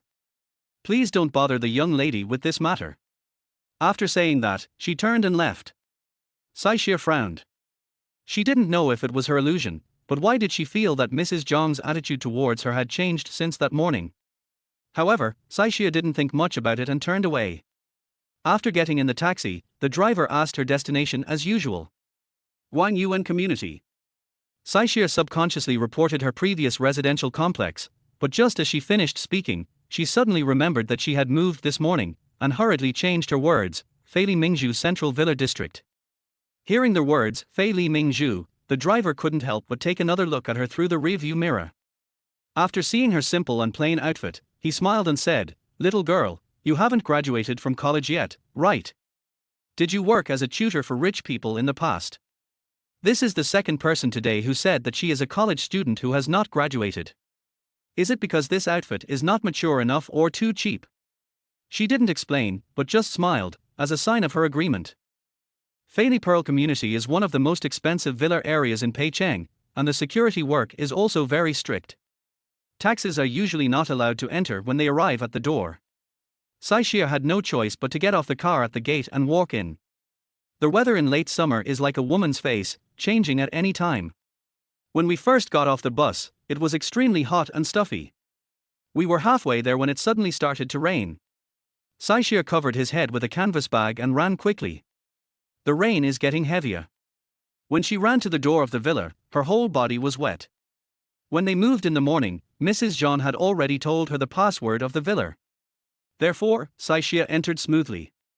As soon as you open the door, what comes into view is the luxurious and simple European style, with the main tone being dull and depressing black and grey. Everywhere I looked, even the water cups were pure black. Saishir couldn't help but complain, it really matches Jean Julien's style too. She shuddered after a loud sneeze.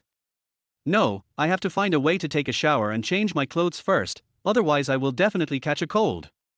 Saishir walked around the first floor but didn't see a bathroom. He went up to the second floor trembling, pushed open a bedroom door at random, and found that it had its own bathroom. Without thinking too much, he went in quickly. After taking a hot bath, I felt much better. Saishir dried herself and was about to change clothes, but then she remembered that it was too cold just now. She came in a hurry without even preparing a change of clothes. All the clothes I took off were soaked and I couldn't wear them at all. Saishir looked around and found a cleanly folded white men's shirt in the cabinet next to the door. It should be Jean Julien's. I'll just wear it and go find some clothes. It shouldn't be a problem. Saishir put on a white shirt. The somewhat tough fabric rubbed against her skin, with a faint scent of bamboo leaves. It was like the man's rough fingertips. Especially when there was nothing underneath the white shirt, Saishir felt more and more uncomfortable.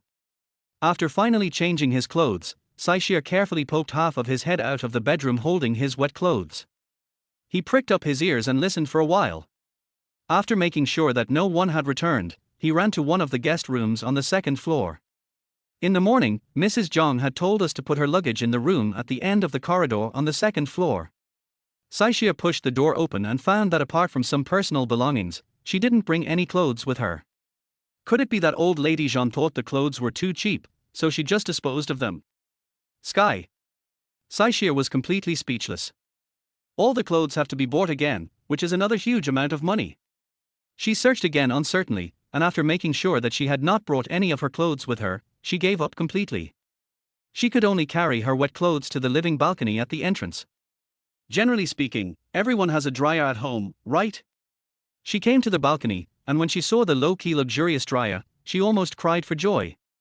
She quickly stuffed her clothes in. Maybe because I was too impatient, the close-fitting black small b. When stuffing clothes in, they accidentally slipped into the gap between the dryer and the wall. TSK. Saishir frowned and bent down to pick it up. But the gap is too deep, b. It seemed like it was caught by something. She had no choice but to kneel on the ground and reach her hand into the gap. After her disdainful efforts, her fingers finally touched b. A. She breathed a sigh of relief and was about to get up. Suddenly, she felt something was wrong. It felt like something was staring at her back, and the feeling of oppression and discomfort made her scalp tingle. She subconsciously turned her head to look. Scare. A scream got stuck in his throat. Saishir was so frightened that he froze in place, forgetting to react. That guy Jean Julien was actually standing behind her. Although the man was sitting in a wheelchair, Saishir was kneeling, so her entire body was almost completely covered by his figure. He stared at her with a blank expression and dark eyes. There are waves of turmoil that cannot be hidden in his eyes. Master Ju, do you need me to push you in? Lu Rant's voice suddenly came from the door. Saishir's hands and feet felt cold, and he got up in panic. His weak hands kept pulling at the hem of his shirt. He seemed to feel that something was wrong and tried to cover his chest, feeling so embarrassed and helpless. Seeing Lu Rant's footsteps approaching, Jean Julien turned around and slammed the door shut. Bang! With a dull thud, the door almost hit Lu Rant's nose. It was this muffled sound that made Saishir tremble, and he wished he could find a crack in the ground to crawl into. Her mind went blank, and her tightly clenched lips trembled uncontrollably. Why are you here? Jean Julien's Adam's apple rolled involuntarily. This is my home, is there anything wrong with me being here? He didn't want to look, but the little woman in front of him was too tempting. The white shirt wrapped around her exquisite body, and her pair of white legs were long and straight. At this moment, she looked flustered and shy, like a little deer, making people want to hold her down and ravage her mercilessly. 023, you have an obligation to me. When I thought about how she was lying on the ground just now, the loose shirt wrapped tightly around her hips. Although everything is blocked, it is more tempting than seeing everything. Jean Julien's throat tightened. He pulled his tie awkwardly. But you showed up at my house without even saying hello, and even wore my clothes and lay there. Saishia got anxious.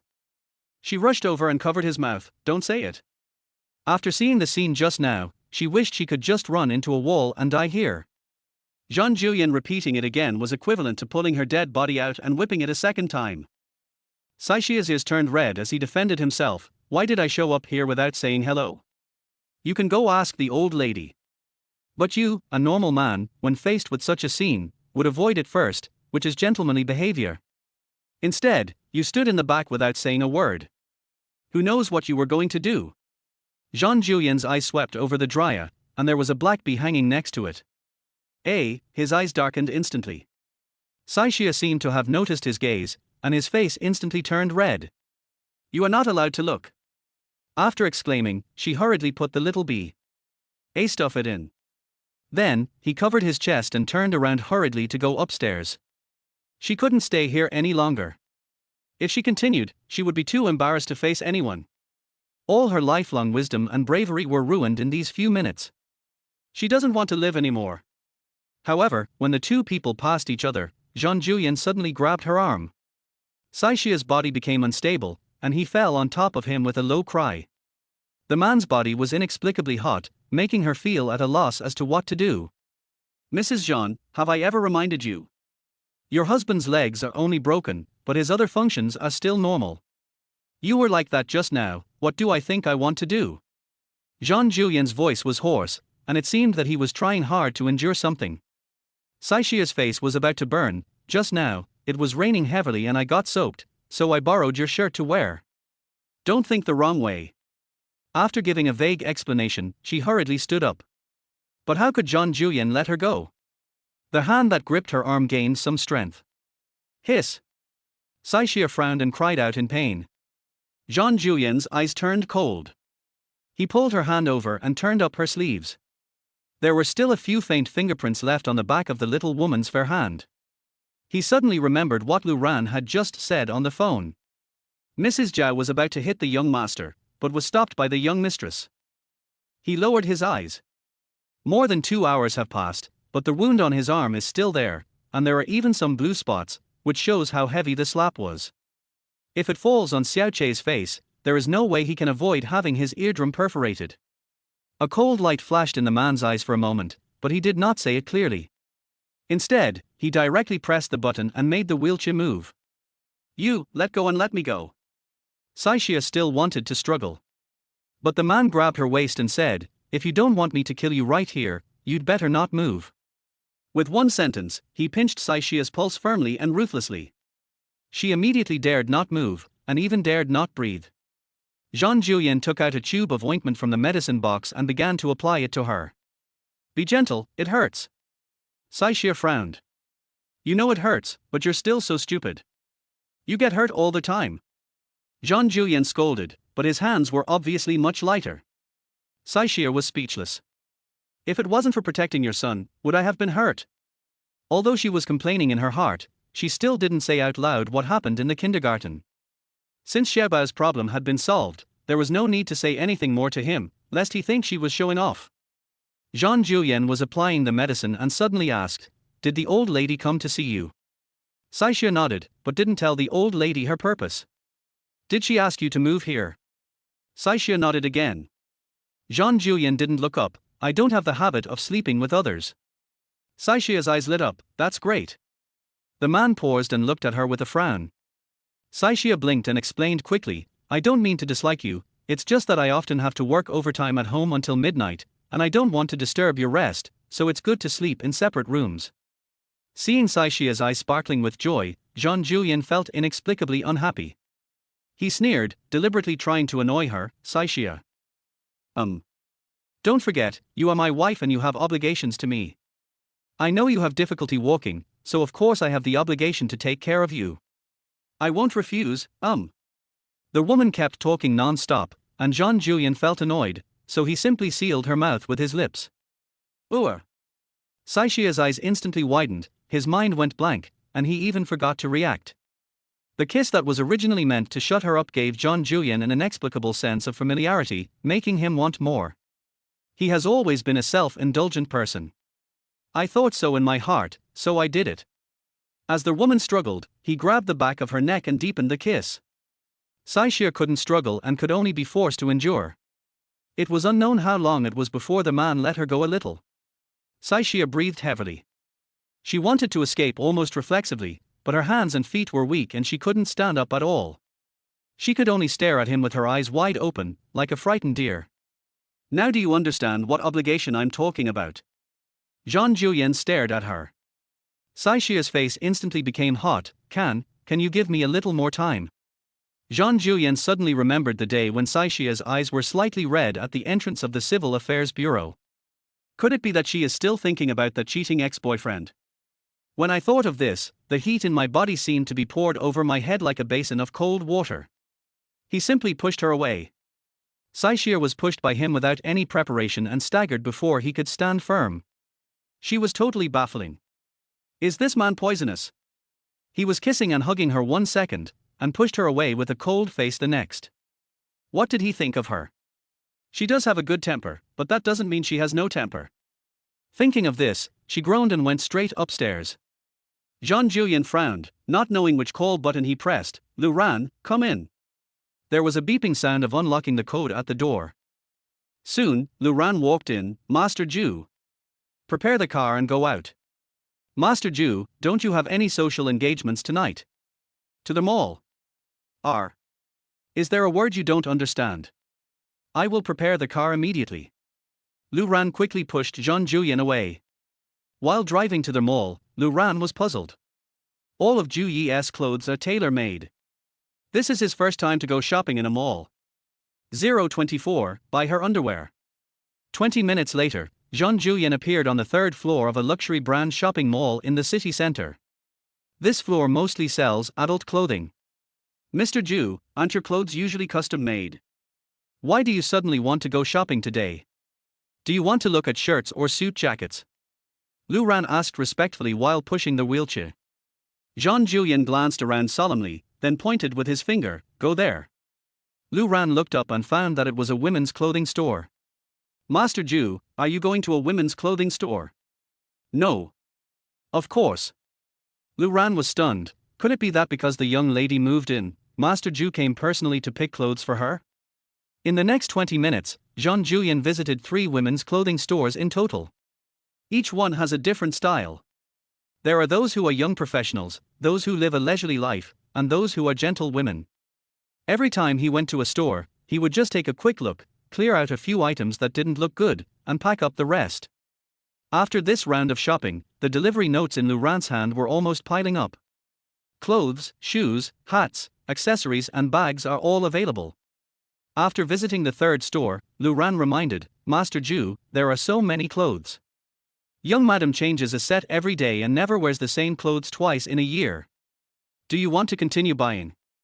Jean Julien was silent for a moment. Go back. Yes. Luran pushed him towards the elevator. When they were about to reach the elevator, Jean Julien suddenly said, wait. Master Jew, is there anything missing? After Luran asked, he did not immediately wait for Jean Julien's response. He looked down and found Jean Julien staring at a store. After staring for a while, he suddenly said, you go. Following his line of sight, Luran's pupils trembled, and he quickly reminded, Master Jew, that's a women's lingerie store. Jean Julien had a blank expression on his face. So, you go. Luran was speechless. He is an adult man, and if he runs into a women's lingerie store, the clerk will think he is a pervert and beat him up, right? Luran tried to struggle. Master Jew, can you? Unfortunately, before he could finish his words, he was interrupted. No. Luran had no choice but to move the car inside with great embarrassment. Jean Julien waited outside patiently and quietly. Who knew that in less than a minute, Luran ran out with a red face. Jean Julien saw that he had nothing in his hands and couldn't help but frowned. Where's the stuff? Luran scratched his head. The clerk asked me what size I wanted to buy. I don't know the young lady's size. A cold glare shot over him, and Luran was instantly speechless, lowering his head in embarrassment. Jean Julien pursed his lips and was silent for a while. Push me in. Okay. Lu Ran agreed hurriedly. As long as Ju Yi goes in with him, the clerk will not misunderstand him as a pervert. When Jean Julien appeared in the lingerie store, the dazzling array of bras dazzled his eyes. He could only look straight ahead, without looking to the side. The clerk saw Lu Ran coming in and hurried over. Walking through the clothes rack, I suddenly saw Jean Julien sitting in a wheelchair. The man was very handsome, but his eyes and eyebrows were cold and he looked like someone who was not easy to mess with. The clerk said nervously, "Sir, do you know the size?" Jean Julien frowned. "I don't know." He hasn't touched it, so how does he know the size? The clerk said in embarrassment, "This kind of close-fitting clothing must be bought in the right size to be comfortable. Otherwise, sir, why don't you call and ask?"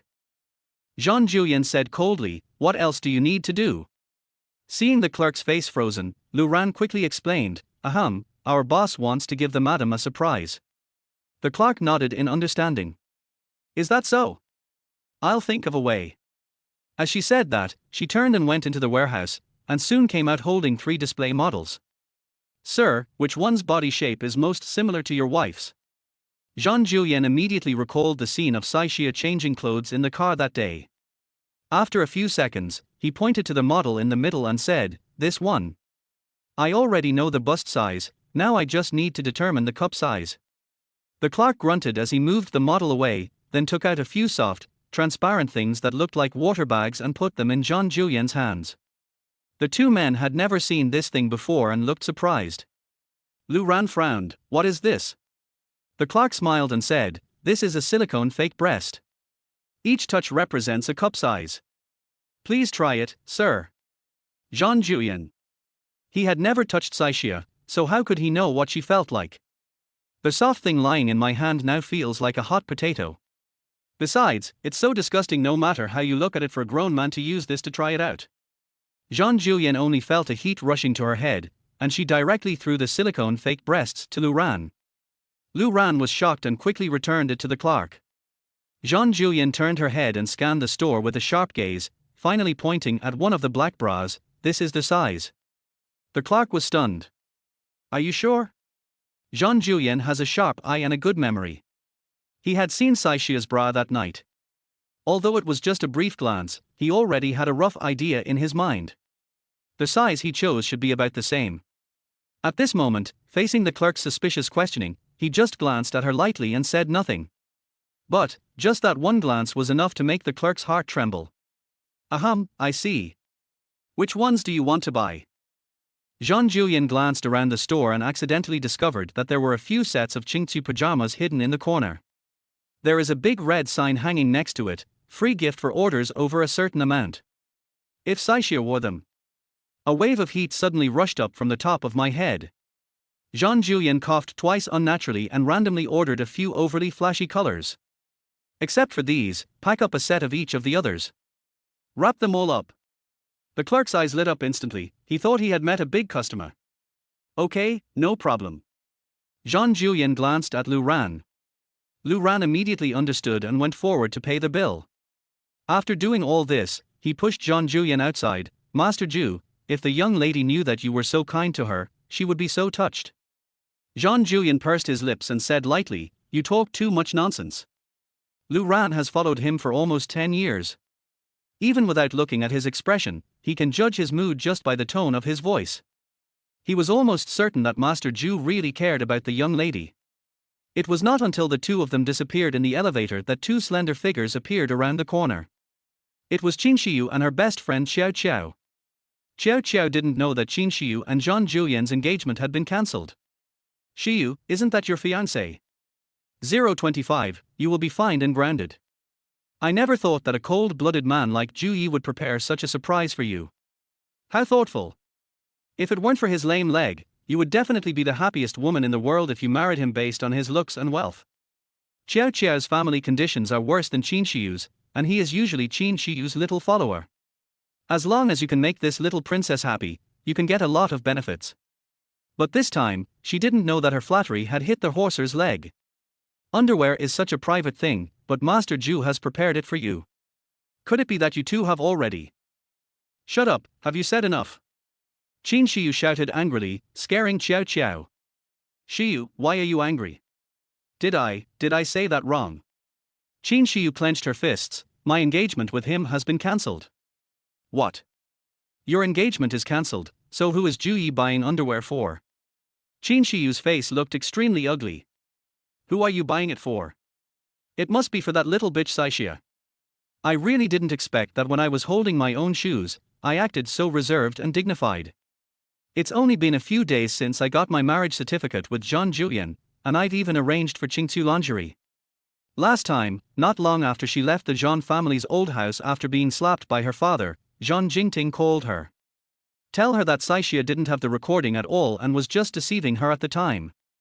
At that time, if her mother hadn't stopped her, she would have turned back and slapped that little bitch hard a few times. All the new and old grudges came to Qin Shiyu's mind in an instant, and her eyes turned red with anger. Xiao Qiao had always known that Qin Shiyu disliked Zhang Julian because he was a cripple, but because he was generous and had a good family background, she had been delaying the breakup. At this moment, maybe Zhang Julian had been hung for too long, so he went to find another woman. Shiyu, it's better not to have such a heartless man. Aren't you with Jingting? He is also a descendant of the Zhang family and has a bright future. After hearing what Xiao Qiao said, Qin Shiyu's mood improved a little. Let's go buy a bag. Haven't you always liked that limited edition bucket bag from LV? I'll give it to you. Whenever she is in a bad mood, she likes to go shopping crazily. Anyway, it's not her own money that she is spending, so she doesn't feel bad about it. When Xiao Qiao heard this, his eyes lit up immediately. Thank you, Shiyu. The two of them went directly to the LV store, tried on items for a long time, and selected items worth more than 2 million yuan. Following my usual practice, I cut off the tag and put it on directly, intending to wear it out. Qin Shiyu took out a black gold credit card and said, "Pay the bill." Xiao Qiao carried the bucket bag and kept looking at herself in the mirror. Shiyu, I really like this bag. Thank you. Qin Shiyu waved her hand nonchalantly. Why are you being polite? It's just cheap stuff. At this moment, the salesperson came over with the black gold card and a strange expression. Miss Qin, I'm sorry, your card has been suspended. Do you want to change it? What did you say? Qin Shiyu was stunned. How is this possible? This card was given to her by Lu Ran after she and Zhang Julian were verbally engaged.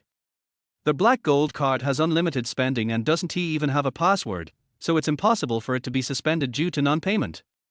This is a black gold card with no limit. Did you make a mistake?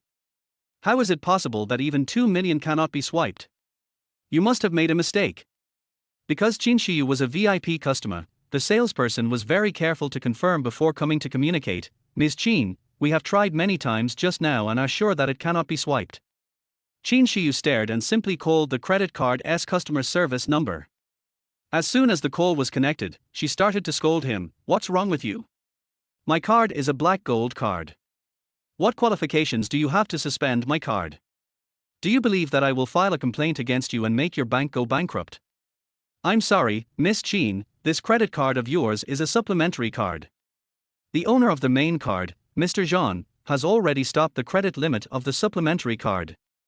If you have any questions, you can communicate with Mr. Zhang first. As long as he makes a phone call, it can be activated immediately. Qin Shiyu was stunned. It turned out that Zhang Julian suspended the secondary card.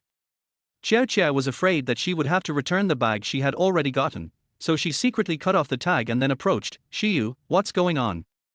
Qin Shiyu hung up the phone and her face turned green when she saw the 2 million bill handed over by the salesperson. After struggling for a long time, she finally squeezed out a sentence from between her teeth. I just thought about it, and I don't think I like these things that much. Otherwise, forget about it today and come back another day. The salesperson was anxious. Ms. Qin, but the tags on your clothes and bags have been removed. Xiao Qiao also hurriedly said, Shiyu, you can't return or exchange it if you remove the tag. You also know that my dad only gives me 100,000 pocket money every month, and I have spent it all a long time ago. Otherwise, I can pay for this bill. It's not that Qin Shiyu can't come up with 2 million. Normally, my family gives me 500,000 yuan in pocket money every month, and if that's not enough, my mom will secretly give me some. Only. In the past few months, she had been accustomed to spending money without restraint because of Zhang Julian, and she had never saved any money. Now you can only pay by credit card. The credit card is Daddy's supplementary card. If she spends so much, Daddy will definitely scold her. Xiao Xiao looked at her eagerly. Shiyu, what should we do? How about we call Jing Ting and ask him to come over to pay the bill? Qin Shiyu was very proud. What do you mean? It's only 2 million. It's not like I can't afford it. As she spoke, she directly took out her credit card and said, just use this card. Okay. The salesperson took the credit card and went to check out. Xiao Xiao also breathed a sigh of relief. Fortunately, her bag was saved. After paying the bill, she had just walked out of the store when Qin Shifeng called her. As soon as the phone was connected, he started to scold her. What's wrong with you? You did such a shameful thing, but instead of reflecting on it at home, you were in the mood to go out shopping and spend 2 million in one go. Qin Shiyu, don't use your credit card for the next 3 months. Come back here immediately and reflect on your mistakes. Daddy, how am I going to live if you cancel my credit card? Is there no food for you at home, or no clothes for you to wear? Why can't you live? I give you half an hour to get home, otherwise I will suspend your credit card for half a year. After saying this harshly, Qin Shifeng hung up the phone. Qin Shiyu looked at the black screen, her eyes red with hatred. Saixia, it's you who made me like this. I, Qin Shiyu, will never stand with you. Just wait for me. 026, visual inspection is enough. Qin Shiyu angrily threw the phone into her bag, left Xiao Xiao alone and left in a hurry. She had just entered the elevator when she suddenly saw Xiao Xiao walk into the one women's clothing store. She even took the arm of the store manager Zhao Zhao and kissed him on the face.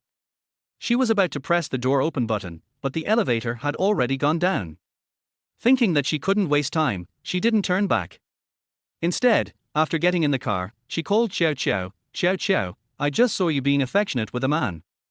Xiao Xiao turned her head to look at Zhao Zhao, then hid at the door of the store. Shiyu, didn't I tell you last month that I found a boyfriend? I went shopping with you today just to tell you that we are going to get engaged soon. However, because she suddenly learned that Qin Shiyu's marriage was cancelled, she was afraid of upsetting her, so she didn't mention it. Is your boyfriend Zhao Zhao, the store manager of the one? Yeah. Xiao Xiao showed a rare hint of shyness on her face. I know Zhao Zhao's family background is not good, but he is very motivated and talented. Now he has become a very famous designer in the industry. He has a bright future.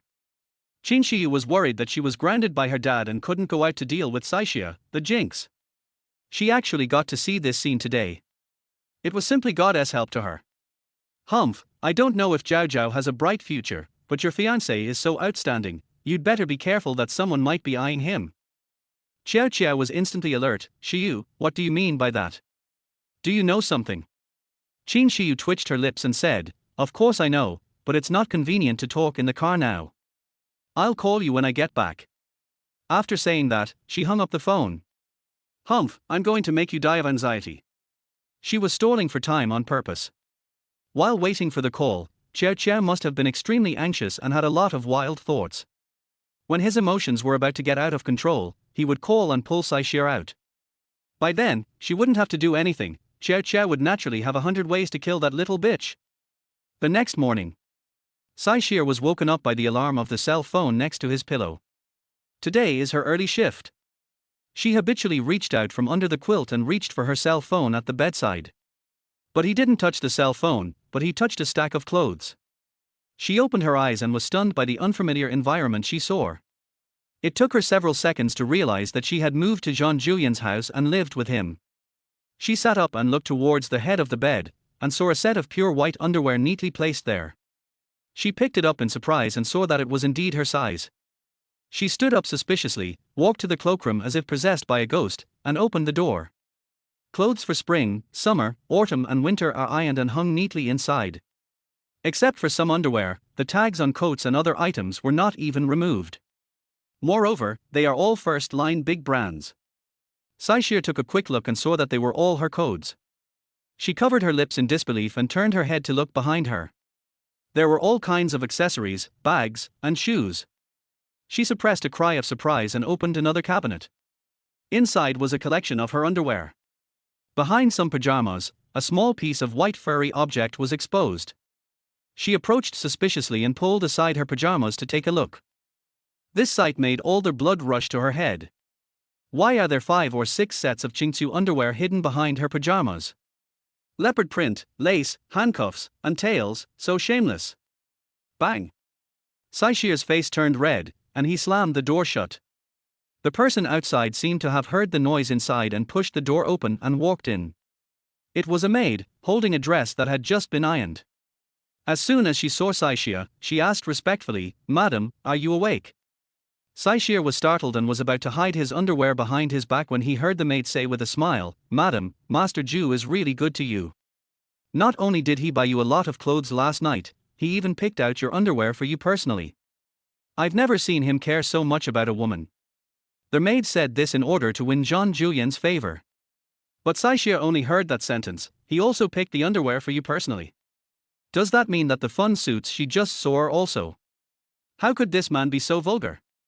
He's already lame, yet is still playing around like this. Seeing that Saishir didn't look flattered, the maid explained, "Madam, are you not used to me coming in? Don't worry, I only come here twice a week to clean and organize things, so I won't disturb you and Master Jew." Saishir then remembered that he was still wearing Jean Julien's white shirt, and his face became hot again. "Ahem, you go out first, I can handle this myself." "Okay, breakfast is ready. Just wash up and go down to eat." "Okay." Saishir took his time to change his clothes. I have to say, although Jean Julien is usually very cold, his aesthetic taste is first rate. Every outfit he picked was simple and elegant, very attractive and suitable for her. Only, Saishir felt uncomfortable all over when he thought that his underwear might have been touched by him. It was a strange feeling, not disgust. It was inexplicable nervousness and strangeness, and a hint of shyness. By the time she had finished tidying up and reluctantly went downstairs, Jean Julien was already sitting at the dining table eating breakfast. He has the habit of reading financial news while eating breakfast. At this moment, he didn't seem to notice Saishir coming over. Saishir walked closer and found that the man's serious profile was very handsome, without any flaws. Maybe it was because her gaze was too direct, but Jean Julien suddenly turned around. Saishir's eyes immediately wandered. The clothes fit well. Jean Julien looked at her from her feet and seemed very satisfied with his own vision. But Saishir always felt that this guy had something else in mind, and almost subconsciously covered his chest. It's okay." When Jean Julien saw her action, he seemed to have guessed something. "Suddenly I felt like laughing. Are you curious why I know your underwear size so well?" Saishir didn't say anything, but his ears turned red. The man found it even more interesting. "Don't worry, I don't have any other weird habits, I'm just visually evaluating." Visual estimation. Are you referring to the observation he made last night? Doesn't that mean that he really saw everything last night? Woo woo woo, she is too embarrassed to see anyone. Seeing that the little girl's face had turned as red as pigeon blood, the man did not continue teasing her. "Come and eat." Saishir wanted to find a piece of tofu and kill himself. How could he have an appetite to eat? She rushed to the entrance and said, I don't want to eat anymore. I'm in a hurry. I'll leave first." 027, Doglicker. The old house of the Lee family. Old Mrs. Jean personally sent Jean Che to the car. Before driving off, she reminded him, "Xiaobao, if someone bullies you in kindergarten, you must tell grandma, okay?" Jean Che sat in the car with an expressionless face. He didn't look back or respond, and it was unknown whether he heard it or not. Every time Mrs. Jean saw her precious grandson like this, her heart ached. Her little baby is so beautiful. If he were a normal child, he would be so smart and cute. Go back. Old Mrs. Jean shook her head and turned back. Mrs. Jean stood at the door and made sure that the old lady had gone far away before she quietly went around to the side door. After looking around on the roadside for a while, a black nanny car immediately stopped in front of her. The car door slowly opened. Mrs. Jean looked around cautiously and then got into the car quickly. "Miss Gu." As soon as Mrs. Jean sat down, she immediately greeted Gu Shuayan sitting opposite her. Gu Shuayan looked at her fingertips and seemed very satisfied with her new nails. "Mrs. Jean, when will the old lady be willing to see me? I don't have that much patience." Mrs. Jean hesitated for a moment, but still said truthfully, "Miss Gu, things may be a little troublesome." When Gu Shuayan heard this, her expression immediately turned cold. "Trouble? When you collected the money, it wasn't trouble at all." Mrs. Zhang rubbed her nose awkwardly. Ms. Gu, if you had returned home a few days earlier, things would have been much easier, but now. What do you mean? Explain yourself clearly. That's right, Ju Yi has already obtained the marriage certificate with someone else. What did you say? Ji Yu Shuiyan stood up in shock. His head also hit the roof of the car with a bang. R. She cried out in pain, covered her head and fell back into her seat. How is this possible? Didn't Qin Shiyu get the marriage certificate with him? It was another woman. I heard they got married the day they met. When Ji Yu Shuiyan heard this, she almost fainted. Although she has been undergoing plastic surgery abroad in the past 3 years, she has many spies in China who are always keeping an eye on Zhang Julian's situation. This man is cold-hearted. Not to mention women, there is not even a female mosquito around him. Later, after learning that under the high pressure from Mr. Zhang, Ji Yu Shuiyan reluctantly got engaged to Qin Shiyu, she originally wanted to rush back. But at that time, she was having her nose repaired. If she came back rashly, it would definitely destroy her image in Zhang Julian's mind. Just when she was anxious, she got the news that apart from giving Qin Shiyu an unlimited supplementary card, Zhang Julian had not even eaten with her, let alone been intimate with her. Later, when she found out that Qin Shiyu was hooking up with Zhang Jingting, she felt even more relieved. Who knows? She had waited and planned for 4 years, and when she was finally able to appear in front of Zhang Julian in the most perfect condition, she was beaten to it by an unexpected and completely unfamiliar woman. How could she bear this? Who is that woman? Ji Yu Shuiyan clenched her fists, with a fierce look in her eyes. Mrs. Zhang was frightened by her ferocious look. That woman. Ding-a-ling, ding-a-ling. The sudden ringing of the phone interrupted her words. Mrs. Zhang took out her cell phone and saw that it was old lady Zhang calling. Miss Ji Yu, the old lady must have something urgent to talk to me about. I have to go first. I will keep your matter in mind, don't worry. After saying that, she didn't even wait for Ji Yu Shuiyan to react. She immediately opened the car door and ran away. Fei Fei looked at Mrs. Zhang's back as she left, frowning. Sister Yang Yang, I didn't expect that Master Zhu would get married to someone else. What should we do now? Ji Yu Shuiyan's eyes were as cold as ice. She was silent for a long time, then suddenly took out her cell phone and dialed a number. DG Private Club. A young handsome man is falling into a deep sleep after a hangover. At this moment, a pair of smooth arms slowly climbed up his chest, and a woman's ambiguous voice sounded, Mr. Fu. His hand was suddenly held down and the man suddenly opened his eyes. What caught his eye was a heavily made-up face. Fu Nancheng pushed the woman away and sat up suddenly. Who are you? Why are you here? The woman was shocked. Mr. Fu, why are you like this? You were the one who came over to chat me up at the bar last night, and you even said that I looked like your white moonlight. Why are you denying it now that we've slept together? Overslept. Fu Nancheng pulled back the quilt and found that both of them were lying naked on the bed.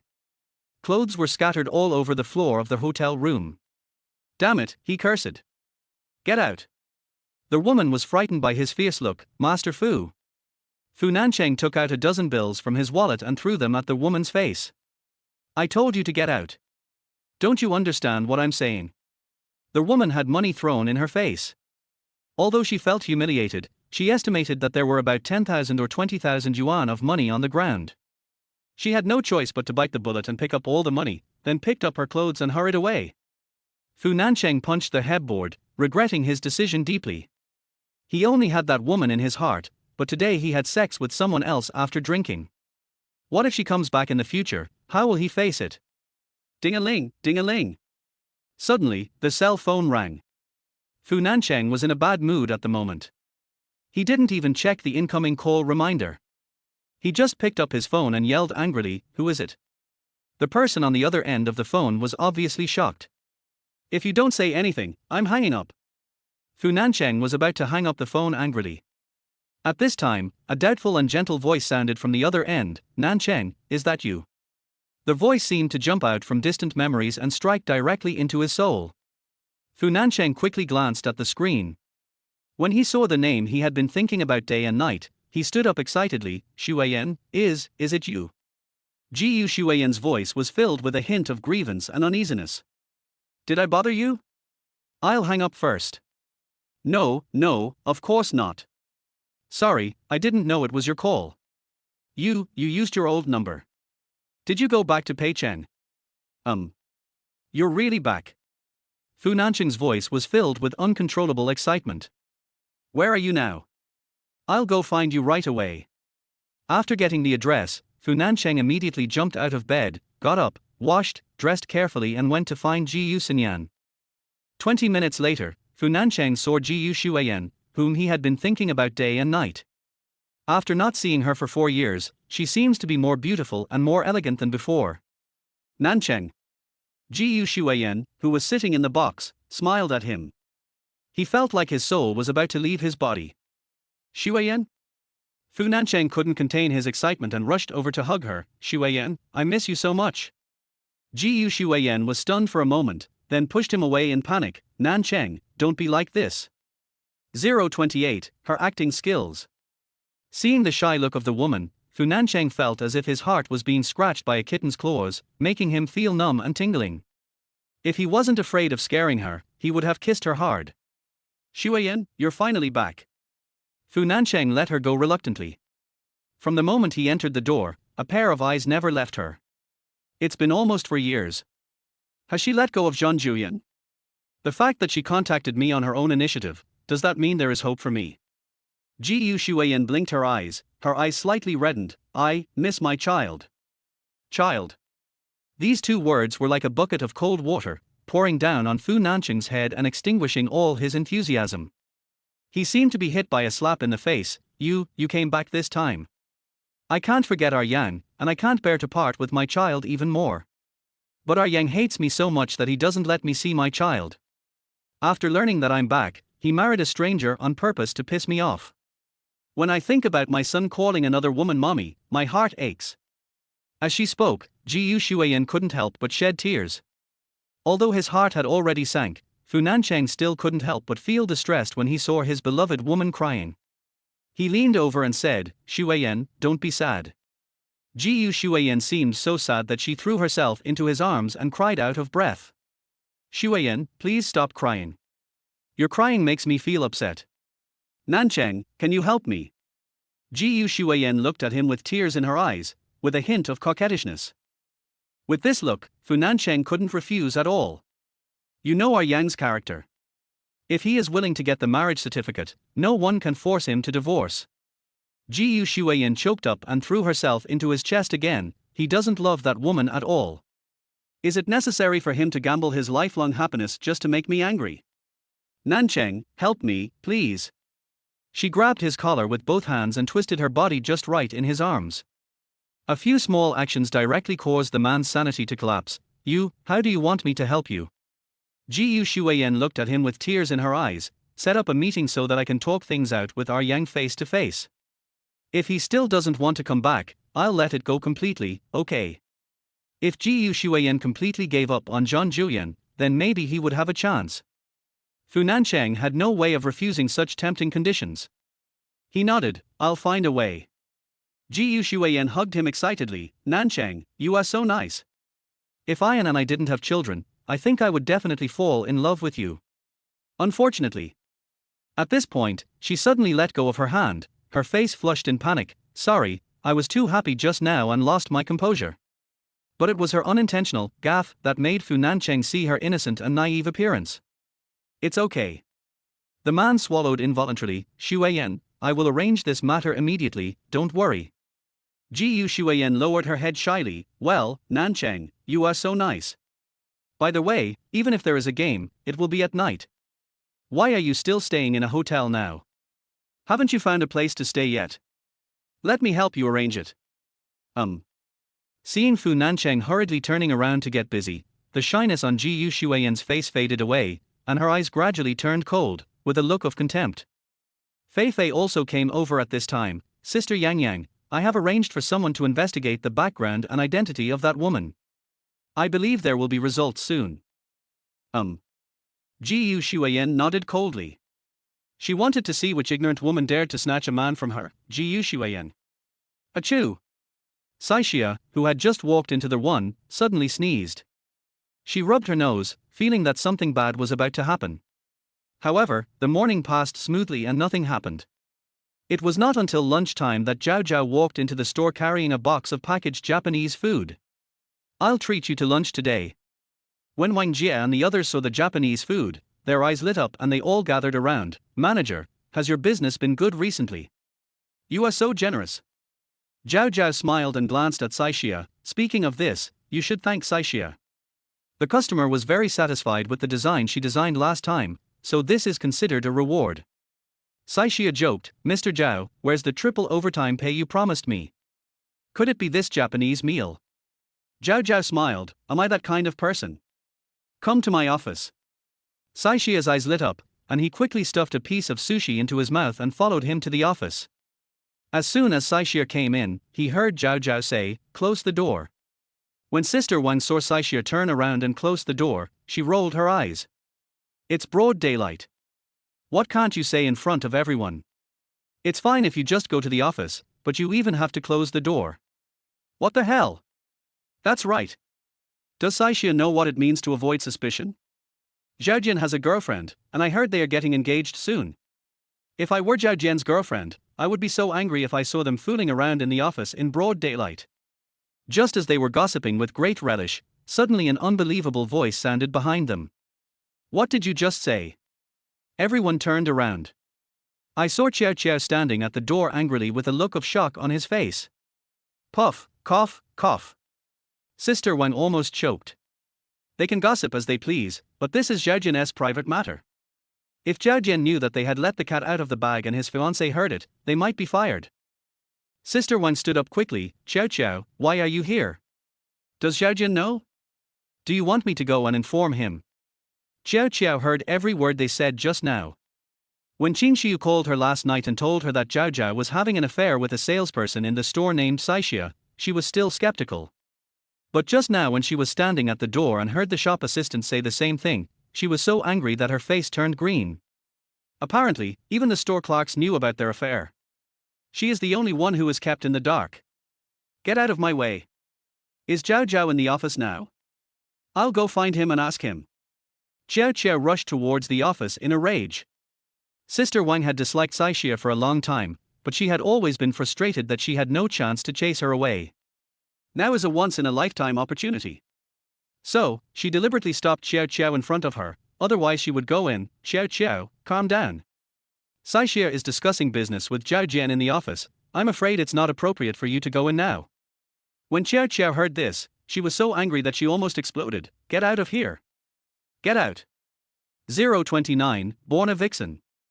Xiao Xiao pushed Sister Wang, causing her to stagger, and then rushed towards the office.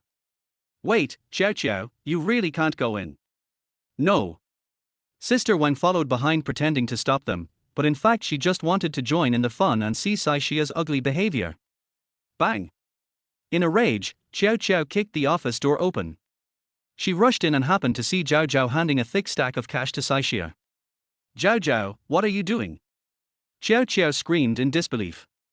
Zhao Zhao was stunned, looking very surprised. "Xiao Xiao, why are you here?"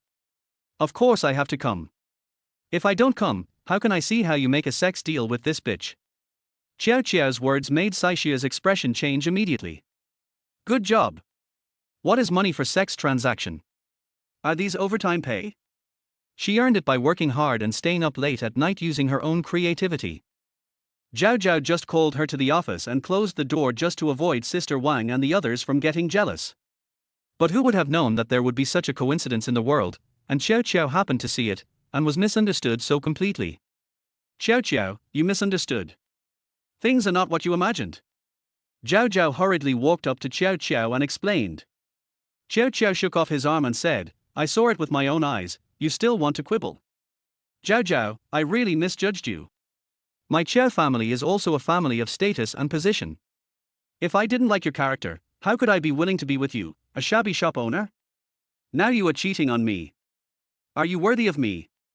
Are you still a human being?" Zhao Zhao was really confused. "Xiao Xiao, you really misunderstood.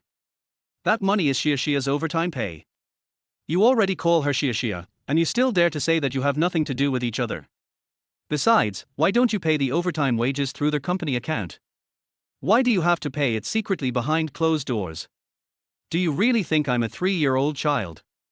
Zhao Zhao was so confused. Xiao Xiao, don't make trouble in the store, let's go out and I will explain it to you slowly.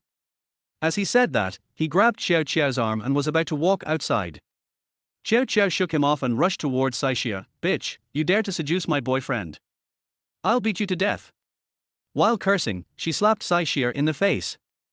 Zhao Zhao was quick to grab her hand and asked, what are you crazy about? Saixia is his god of wealth. If this slap drives away her god of wealth, the one will be ruined. Xiao Xiao stared at her in disbelief. You yelled at me for this, bitch. Xiao Xiao, this matter has nothing to do with Saixia, don't do this. Are you still protecting her? Xiao Xiao was so angry that she almost died. She looked around, picked up the cup of water on the table and poured it over Saixia. Crash! Saixia subconsciously stretched out his hand to block it, but was still splashed with water. The white overalls were wet, and the fabric stuck to her chest, revealing the shape of her white bra. Saixia covered his chest speechlessly. Ms. Xiao, don't go too far. I'm going too far? You're not going too far if you seduce someone else's fiancé. Xiao Xiao was so angry that she rushed over and grabbed Saixia's arm, dragged her out of the office and pushed her to the store. At this moment, there are 4 or 5 customers in the store choosing clothes. Xiao Xiao pushed Saixia hard. Everyone, come and see, this shop assistant has lost all her dignity. She seduced someone else's fiancé and fooled around with him in the office with the door closed in broad daylight. She is so shameless. You guys who come here to buy things, be careful in the future. Don't bring your husband or boyfriend here. You never know if they will be seduced away by this vixen one day. When the guests heard this, they all turned their heads and looked over. They all looked at Saixia with disgust. There was even a customer who was ready to pay, but she just dropped her clothes and hurried away dragging her boyfriend. If Saixia hadn't been thinking about Zhao Zhao's help for her, she would have immediately fought back when Xiao Xiao rushed in and cursed. But now, she realized that if she continued to tolerate it, this crazy woman would only become more aggressive. Ms. Xiao, Manager Zhao is a very nice person. I can understand why you are so nervous about him. But there is one thing I must make clear to you. I got the marriage certificate a few days ago. When Saixia said this, not only Xiao Xiao was stunned, but even Sister Wang and the others were dumbfounded. What? Sister Wang frowned in confusion, looking incredulous. We did meet your boyfriend once, but we didn't hear any rumors that you were getting married? How come you got the marriage certificate all of a sudden? Are you lying? Saixia glanced at Sister Wang calmly. We are just colleagues. We are not close enough to the point where I need to report to you if I get married, right? Sister Wang was choked and fell silent. Saixia continued, before I got married, Zhao Jian and I were colleagues. Now that we're married, there's no chance of anything happening. Miss Xiao, for Zhao Jian's sake, I won't bother with you about your impulsive behavior today. I hope you can stop here, otherwise. Otherwise. Xiao Xiao laughed angrily. Otherwise, what can you do to me? You look like a vixen, maybe you are born to seduce men? Can a dog stop eating shit if I give you a marriage certificate? Xiao Xiao, have you had enough of this? Zhao Zhao suddenly rushed out and pulled Xiao Xiao away from Saixia. Xiao Xiao was caught off guard and took 2 steps back, bumping into the clothes hanger. She looked up in disbelief. Zhao Zhao, you dare to fight me? You fight me for this, bitch. Zhao Zhao didn't expect his hands to be so heavy, and hurried forward to help her. Who knew that Xiao Xiao would slap him away? Zhang, you attacked me for this, vixen. I really misjudged you. I tell you, either you fire this bitch, or we can't get engaged and break up. After shouting this, Xiao Xiao covered her face and ran out crying. Xiao Xiao. Zhao Zhao chased after her for 2 steps, then turned back to look at Saixia. Xia, that's just her temper, don't take it to heart. Just work here peacefully. After saying this, he hurriedly went after Xiao Xiao. Saixia was completely speechless. Who did she offend to end up like this? Saixia, you're really capable. Even after all the trouble, Manager Zhao didn't forget to comfort you first before chasing after your fiancé. That's right. How about you give us a class and teach us how you found a husband so quickly and how the store manager treated you so well? We'll kneel and listen. Forget it. We still have some sense of shame. Saixia, Zhao Jian treats you so well, do you really have to ruin someone else's marriage? If I were you, I would definitely resign obediently. How could I have the nerve to stay here any longer?